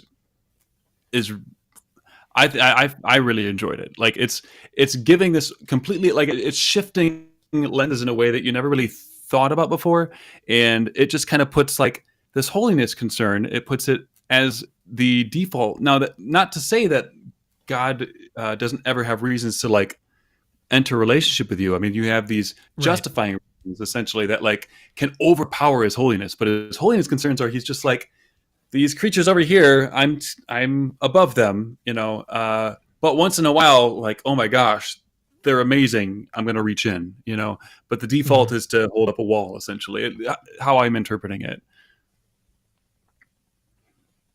well, yeah, Chris, let's turn it back over to you then. What are your thoughts on, maybe we can just focus for a moment on the sort of counterintuitiveness of this at first blush. Do you have the same sense, or for you is it just like, no, this makes perfect sense to me? I can see what you're saying, given that I haven't provided the entire backstory, so to speak. So at the very end, I started to flesh out a little bit of where Mark Murphy derives his view, which is from the experience of holiness. And there, once you work through all that, which he spends a ton of time doing, then you get to the fact that these reasons of holiness are status-based reasons that make it, to some degree, unfitting for God to enter into personal relationship with creatures like us. But it's true, if you're just dropped into this, which in some sense we were, obviously because of space and time, I didn't have time to flesh out fully Murphy's view before giving the holiness argument and the holiness defense. I can see a sense in which it is counterintuitive to some degree, but when I start really thinking about just the experience of a mountain. So just think about, like, I had this experience. I was driving to the mountains, and I had been reading about God's holiness. I think I had been working on this with Justin, and then I just had this moment where the mountains were so majestic. I was in awe. I was completely in rapture. But at the same time, I felt my smallness. I felt just like in comparison to these majestic mountains, what am I? I'm like nothing, right? And those are inanimate objects. Now you just add on God's perfections, and you can kind of start to make sense of why, like, a perfectly holy and majestic God would give that sense of that experience of it being unfitting for you to be in the presence of that God. And, I mean, just from your own tradition, Cameron, you can think about, like, in Exodus 33, like God says to Moses, "But my face you cannot see, for no man sees me and still lives." Right? And so for that reason, God created like a hollow place in the rock where Moses could see God pass by, but see only God's back, right?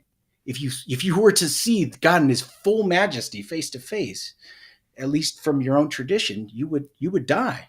It would be so unfitting. And in fact, think about this, the places where those instances took place, those became holy places. So you can see the experience of an intimate relationship or of a perfectly, absolutely holy being can just sort of have that impact. And then Murphy's claim is that God's absolute holiness is the sort of thing that makes that reaction sort of normatively fitting. So, like, God's holiness is just the sort of thing that makes it the case that this experience that you're having of holiness is normative. It's what it ought to be. Mm-hmm. Mm-hmm. So I don't know if think that helps kind of edge along a little bit. Well, yeah, no, I think it does. Maybe what's happening, and this is all related to the debate and things that you guys have argued. Maybe what's happening is that I'm focusing on the sort of love justifying reasons as opposed to the holiness of God, right? And that's what you're sort of highlighting here, is that the holiness of God is what gives him these requiring reasons to have this sort of gap that makes it unfitting, the relationship unfitting. But then on the other side, you've got these love justifying reasons that give him a reason, despite his holiness and our unholiness. Those love justifying reasons nevertheless provide him a reason to, enter into a relationship with us. Justin, I know you've been itching to respond. First of all, let me say that I was very distracted by your Christmas mug that you're drinking from. I have to see it. Like, I need you to bring it back up on the screen. What is it? A Santa mug? It's like what a Coca-Cola. Oh, Coca-Cola. Oh my gosh. I've never really looked closely at this. Oh, it's just some snowflakes in Coca-Cola. Nothing too fancy. I was very distracted, mainly because my wife has like 1,000 Christmas mugs that we just brought out of the attic. It's my wife's, yeah. Hey, I just realized we're twinsing it. Oh, the guitars? The guitars, hey. But I'm at my mom's house. I did not plan this. So I did want to touch on, or I did want to touch on. So yeah, I think Cameron, you're kind of touching on it's really just a difference in emphasis, how I see it. Mm-hmm. The way that Cameron, you and I are normally thinking about this is that love has the default status, and that, like, sin is what kind of might repel God, have like the justifying reasons, right? Whereas Murphy's just flipped the script, right? So he's seeing God as holiness being the default, and the love being the kind of exception here. I do want to say I agree 100% that, with regard to where Murphy's drawing these ideas from, right? I agree 100%. He's drawing from experience, but I think that that's not like the full picture, right? So I think,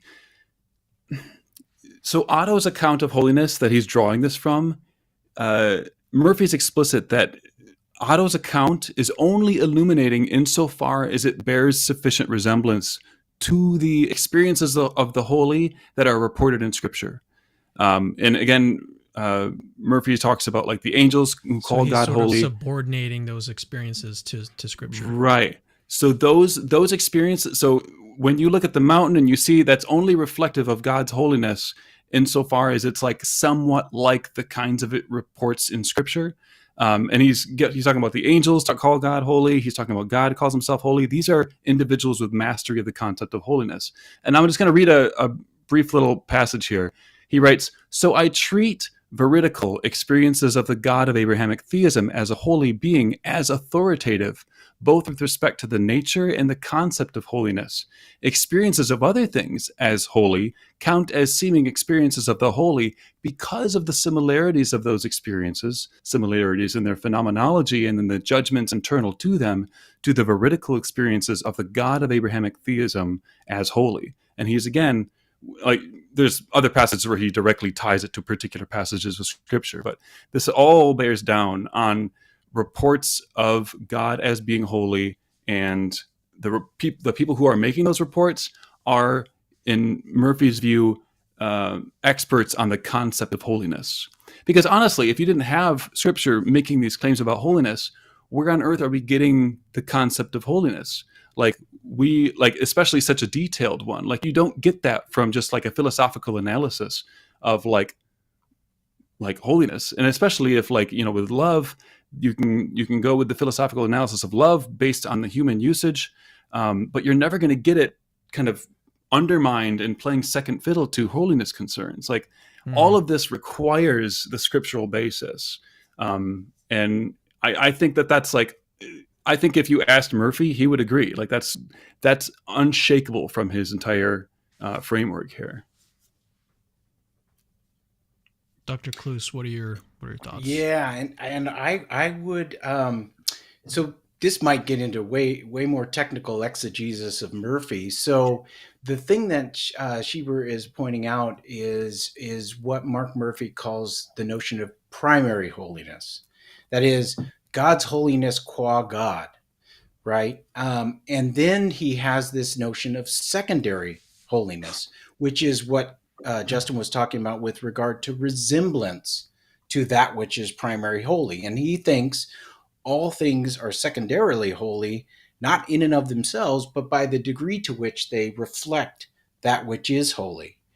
And now others have actually pushed him on that point and argued that things can be secondarily holy apart from how they resemble or relate to God, which is primarily holy. But I think that given the actual analysis that even though you have to have some mastery of the concept of holiness, I don't think that mastery of the concept necessarily has to derive from the God of Abrahamic tradition. I think we have a sense of places being holy. We have a sense of items being holy. We have a sense of sort of the everydayness of holiness. And then when it comes to Murphy is working with the Anselmian being. So then when it comes to working with the God of perfect being theism, I think it just magnifies that conception you can have in everyday life of what's holy, something that's set apart, sort of something that's of a particular value and use, and then I would need to see, Justin, I'm going to actually ask you for that quote because I need to go back and look at that.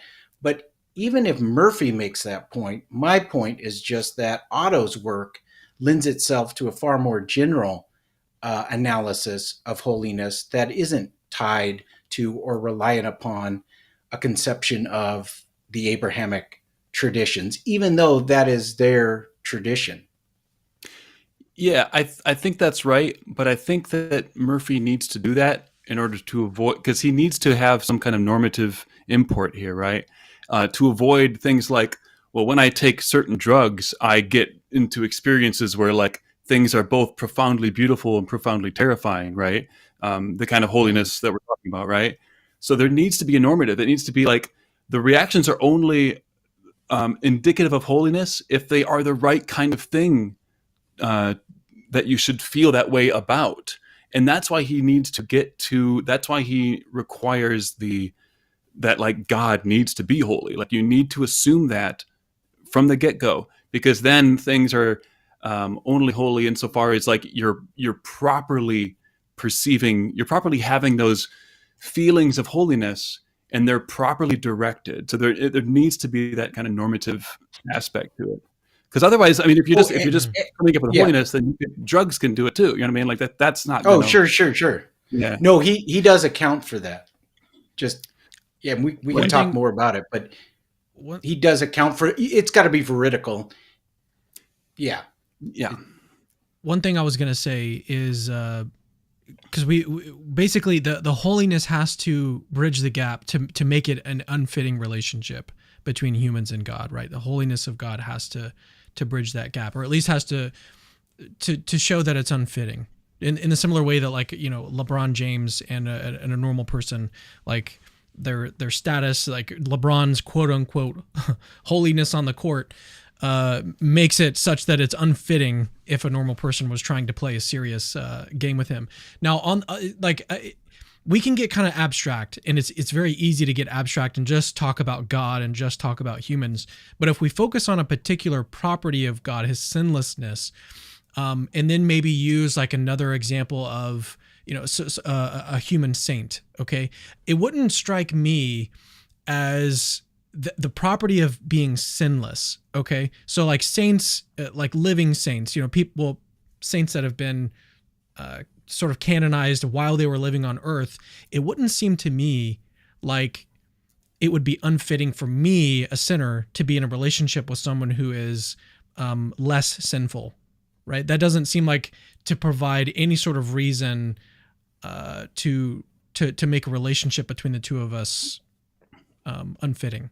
Does that make sense? So I don't know that the gap in this particular property of God being completely morally perfect and us being sinful creatures, maybe just focusing on that single property for the time being, because maybe there's some other property that God possesses that makes it unfitting. But at least in that sense, like, it would seem like that's the kind of person like that I would want to be around, is someone who is a very virtuous person. And it doesn't seem like just them being more virtuous than me would provide me a reason to think that the relationship between the two of us would be unfitting, in the same way that, playing a serious basketball game with LeBron, like, that's obvious an unfitting situation.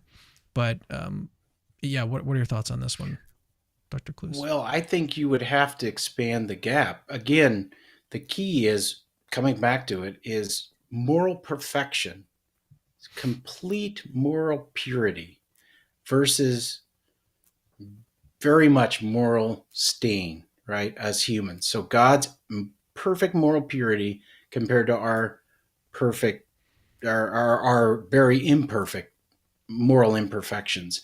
Now, okay, so you gave the example of like being desirous of that virtuous saint, like, and that being is actually part of a relationship with the. Yes, yeah. Now, just so you know, that is actually part of the experience of holiness. And so if we go deeper into Murphy's view, which is auto-inspired, that's the really neat thing, is this simultaneous draw towards that which is absolutely holy, because you find them fascinating and attractive. So you find that saint fascinating and attractive. You want to be like them. You want to be in a relationship with them. But yet there's still a sense in which you don't measure up, given how pure they are and how impure you are. I mean, okay. Just, you might think of it like, think of someone who is stuck in maybe a better example would be just like focus on a particular sin, someone who is stuck in porn addiction, right? Like really bad porn addiction. And there's a sense in which they might call themselves dirty. I feel dirty. Right. And if they were to be around people who were living a more upright life, and they would feel like, if this person knew what I do on the side and how stuck I am in this addiction and this sort of dirty behavior, they might say, gosh, you wouldn't want to be with me. And so in a sense, like it's not fitting for us even to be hanging out, especially when it comes to like how dirty I am. So yeah, I'm just trying to, yeah. No, the example that came to mind was actually so like we prevent our children from being in relationships with other kids, kids that are sort of bullies, stuff like that. Like there's a sense in which someone who is and it just took me a little while to think about other examples. I mean, so maybe another example would be like, I personally would not go or want to have a relationship with someone who is really steeply like entrenched in a horrible drug addiction, right? Like I wouldn't. It would be sort of improper in a real sense for me to be in a very deeply loving relationship with a drug addict, someone who is like deeply addicted to methamphetamine, right? Like that. To me, like I'm not friends with anyone who does drugs like that. Like, and I'm not seeking to have a relationship with people who are doing drugs like that.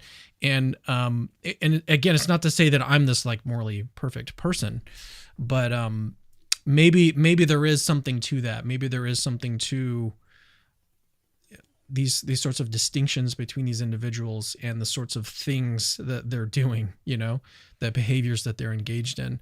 So let's turn it back over now to Justin to kind of comment on that. Yeah. So notice though that part of the reason why we might keep ourselves away from persons with lifestyles that like are, morally less than ideal or engaged in some thing that we find, not great.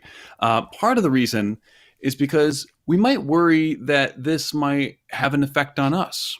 Part of the reason that we might think that it might we don't want to get in a relationship with someone with a gambling addiction or a drug addiction because it might affect our lives in a really like profoundly negative way. So you might think that that's relevant to this conversation too, right? Where God has nothing could possibly be a threat to God, right? So you could maybe like draw a distinction here between like a relationship being unfitting in the sense of like it being an affront to God and it being merely like awkward or like not proportional, right? In some respect or other, right? Now, so Rutledge and Weissing actually make this distinction between relationships being incongruous and relationships being improper. So you might think that like relationships that are simply in virtue of those gaps that Chris is talking about, those might be incongruous, but you might argue that he's not made the case that they are necessarily improper. And they write, for instance, Christians maintain that God created humans for a kind of intimate union with himself. The instantiation of this relationship, and we might add the appropriate path toward its consummation, might be checkered with moments and features that can only be described as awkward and mismatched. Nevertheless, given purposes, we doubt that these relationships should be categorized as essentially improper. And the reason they say this is because we submit that relationships that fulfill or are closely related to what creatures were created for might be incongruous in certain respects, but not improper. So again, it all boils down to the kind of relationship. So it might be like that the moral gap is inappropriate in a personal relationship of the sort where the finite person wants to like co-create with God, like say, hey God, let's engage in a creation project together. That kind of relationship, that kind of personal relationship might be improper, like outright, but it wouldn't necessarily mean that all sorts of personal relationships would be that way, right? You could have a relationship where God is like the supreme person, and this person just has to like constantly be reminded of their limited and their role in God's cosmic theater, right? And that kind of relationship is entirely appropriate. It seems to be a thing for which they were created. So again, it all boils down to the kind of relationship to me. Let's get one more response from Dr. Cloos, and then we'll go to unless you're happy to leave it there. We do have some super chats lined up, and we've already been going 2 hours. I can't believe it. This has been so engaging to me. I'll just briefly say one thing. So, kind of piggybacking off what Justin just said, again, it all comes back to the sort of relationship Schellenberg is talking about. Schellenberg is talking about a conscious, reciprocal, meaningful relationship. So it's a very intentional, intimate, deep relationship. And the question is, will God reveal his existence in order to start that? Right? So just like the example Justin mentioned about like co-creating with God, there is a sense in which we are co-creators with God, and especially if we enter into an intimate relationship with him. So if we're going to have this deep of a relationship with God that Schellenberg has offered on the table, then it can make sense that there can be requiring reasons for God, reasons on pain of irrationality, were God to just avoid them or not have reasons to the contrary, that God could delay revealing his existence in order to, because it's such a deep relationship, and thereby this relationship with God is the sort of thing that does give these requiring reasons because of the sort of relationship Schellenberg wants us to focus on. All right, yeah, let's turn now to some questions from the audience, and we've got 3 lined up. If we get any more, we'll do more. But as I say, we've already been going 2 hours. I honestly I can't believe that. Like we've been, it's normally the other way around. I'm normally like, man, we've been going a long time, but I'm like, how has it already been 2 hours? All right. Eric Collins says, given the incarnation, holiness argument seems untenable. God incarnate is the radical claim that God shed his holiness, made himself lower, took on human flesh, all in service of relationship. I guess this is directed to Dr. Cloos. Yeah. So just sticking with Murphy, and remember, I gave other ways. In the end, I sort of adopted Murphy's view because I think it's useful. But there are other ways of cashing this out, and actually, Justin mentioned one, which is the Rutledge Wessling way of going. But so Murphy's way of going makes the incarnation that much more amazing. So when God sort of, shed his perfect, lowered himself, condescended to earth, he added to himself a human nature. He didn't at the same time, Jesus didn't get rid of his divine nature, right? So on at least Orthodox understandings, Christ has two natures. He's one person with 2 natures, divine and human. But because Murphy sets it up that the default is to avoid incarnating because it would be unfitting, but yet God chose to act on justifying reasons of love and condescend to creation to save humanity, that makes it all the more amazing and beautiful, because on Murphy's view, this is surprising. Why would God do this? Oh my gosh. And the incarnation is very surprising. So in that sense, I think Murphy's view kind of captures the surprisingness of a perfect being condescending and taking on a human nature, even though it's in some sense beneath God to do that, and God would have requiring reasons not to do that. This is unrelated, but I wonder if that would actually have negative consequences for the argument for the resurrection, because it would lower the prior probability. Is that what you were thinking too, Justin? It would seem to lower the prior probability of the resurrection if the incarnation is an event that is surprising and unexpected. And that's the opposite of what Richard Swinburne argues in his work on the resurrection. But maybe there's a way to marry it. But what are your thoughts on that, Dr. Cloos? Oh, that would require some fleshing out. Yeah, that's interesting. I'll have to think about it more, honestly. There would be a lot of components to that you would need to sort of flesh out. On the face of it, I don't think that's the case, but again, I would need to think more about it. Mm-hmm.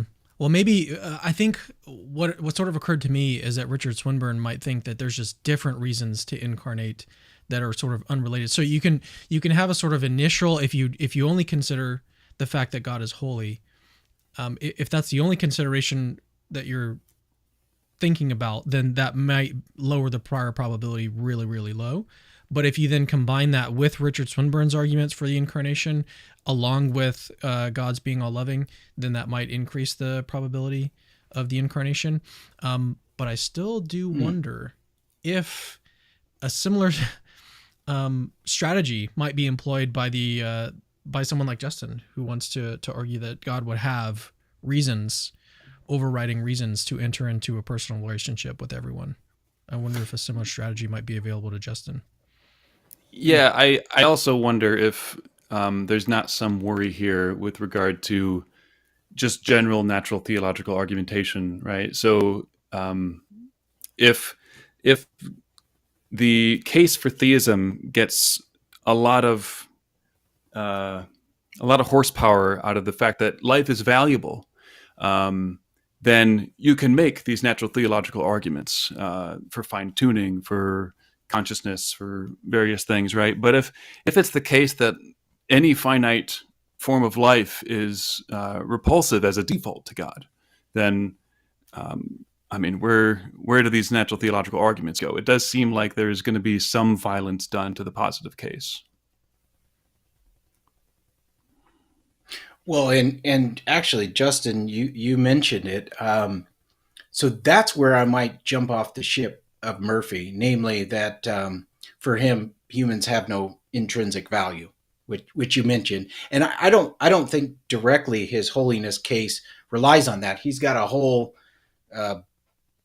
apparatus surrounding that claim, but I would be interested in working out a holiness view that maybe had some elements of Murphy, but still gave humans intrinsic value to avoid the sorts of worries that you're raising.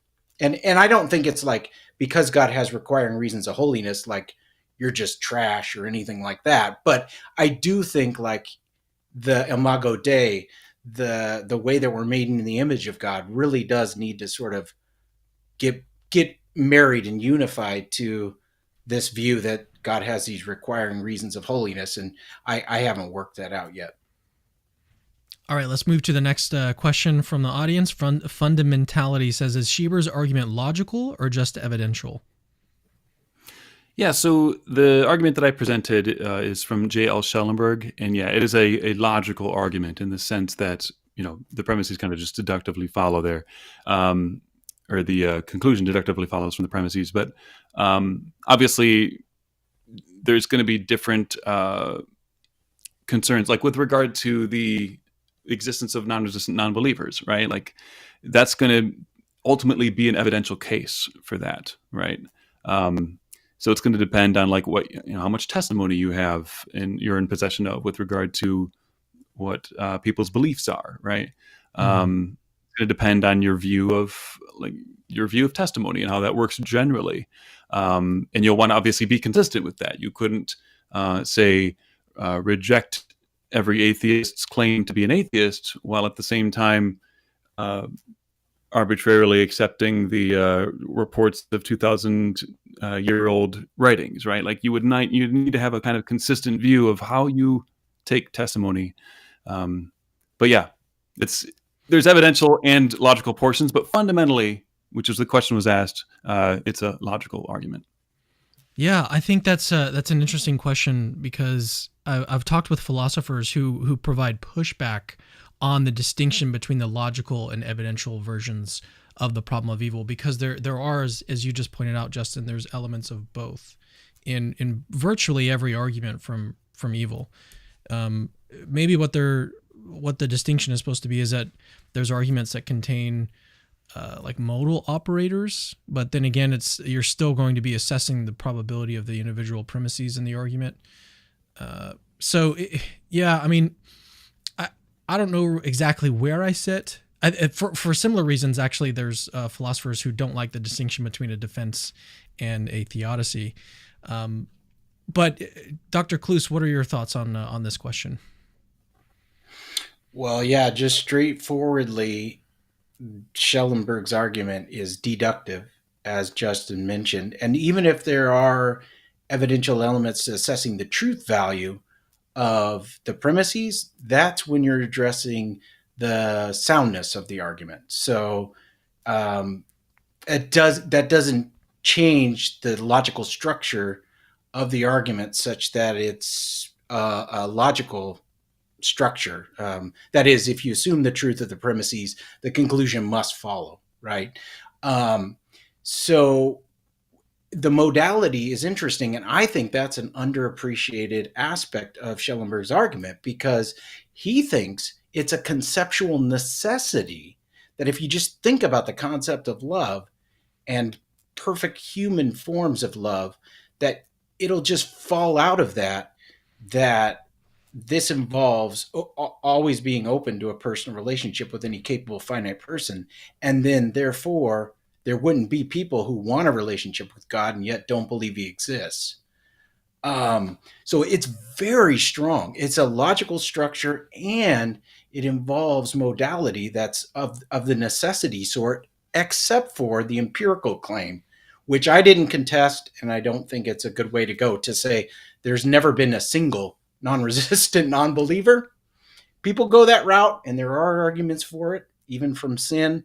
But yeah, so now, if you want to get into an evidential version that's truly evidential, then you need to look at Charity Anderson's work. So she develops a Bayesian version of the hiddenness argument, and that's evidential through and through. And if you look at her version, even though it's a little technical, you can find her paper online. So she's got several papers developing it. You'll start to see the stark contrast with Schellenberg's argument. That's the logical form. All right, let's do the last question and then we'll close out for today. So Randall Chase says, for Schieber, could God's hiddenness be like a loving parent who sent their child to their room? The child is alone but still loved by the parent. So yeah, I actually mentioned this as a kind of strategy, a kind of divine strategy to deal with moral immaturity, right? So I'd mentioned that like God could use a kind of divine cold shoulder in a way, or God could send his created ones to their rooms, right? What I meant by that, so Schellenberg makes a very a clear distinction between like whether or not one believes in God and whether or not one feels God's presence, right? So what could happen here is that like God can navigate these and kind of accommodate these different behaviors, these inappropriate behaviors, by kind of withdrawing from the individual. So now the individual would still believe in God. They would just like they would feel as though God is absent, right? He exists, but he's like not with them. He's not present to them at all. So kind of like thinking about like the, what is it? The dark night of the soul, right? Where like someone believes in God, but like they struggle and they want to know why God is not listening to them. God feels like he's not answering their prayers, things like this, right? So like God can use these kinds of distancing strategies by like, and that's what the analogy of sending a kid to his room, right? Like the kid doesn't stop believing that parent exists simply because they were sent to their room. So that's the kind of idea I was drawing there. Yeah, Justin, I was going to mention actually one thing that you could use in the future would be the line from Jesus on the cross. My God, why have you forsaken me? Similar situation, right? Absolutely, yeah. Presumably, he wasn't atheist at the time, right? Exactly, but yeah, he felt this sort of removal of God's presence, and that's actually interestingly. I had someone on recently talking about spiritual formation, and that was the analogy that they drew, is that it unites us to Christ in that way, the dark night of the soul. But yeah, Dr. Cloos, any last thoughts on this question? Yeah, just on that point. So again, going back to just how modest the response has to be, it just has to be possible that for a perfectly loving and absolutely holy God, it can be the case that God's not always open to a personal relationship. Now, you mentioned the example of love maybe sending somebody for a timeout in order to dark night of soul them, and then they maybe develop like virtues and they overcome that. And even though they believe God exists, they like overcome that dark night of the soul, and then they have a stronger relationship with God. My point is that that's not always the case. Often those type of timeouts, God withdrawing from within the relationship, actually leads to deconversion, and the person stopped believing that God exists. Now, if that's the case for a single person, then all we have to ask ourselves is, in a case like that, where the person's going to deconvert, when God withdraws and gives them a timeout, would it be the loving thing to instead delay the start of the relationship such that God didn't even need to give them the timeout? God didn't need to put them through the dark night of the soul that led to their deconversion and ultimately the loss of the relationship. And that's all that's needed in order to show there's a problem with Schellenberg's argument. All right. Well, let's leave things there. I'm sure that we could both, or all, both. I'm sure that both of you guys could go on for a while on this topic, and it seems like you guys have actually in your videos. So let me just mention one more time that both of these guys have YouTube channels. You need to go check them out. Justin is over at Real Atheology, and then Dr. Cloos. Remind me of the name of your channel, Dr. Cloos. Christian Philosophy Academy. There you go. Yeah, go subscribe to these guys. Get more from their content, from their musings and everything else. If you enjoyed what you heard today, so appreciate both of you guys sticking with me and doing this debate, reaching out in the first place to have this hosted on Capturing Christianity. More than happy to do this. And yeah, thank you all for watching. We'll see you guys in the next Capturing Christianity video. Thanks, Cameron. Thank you so much.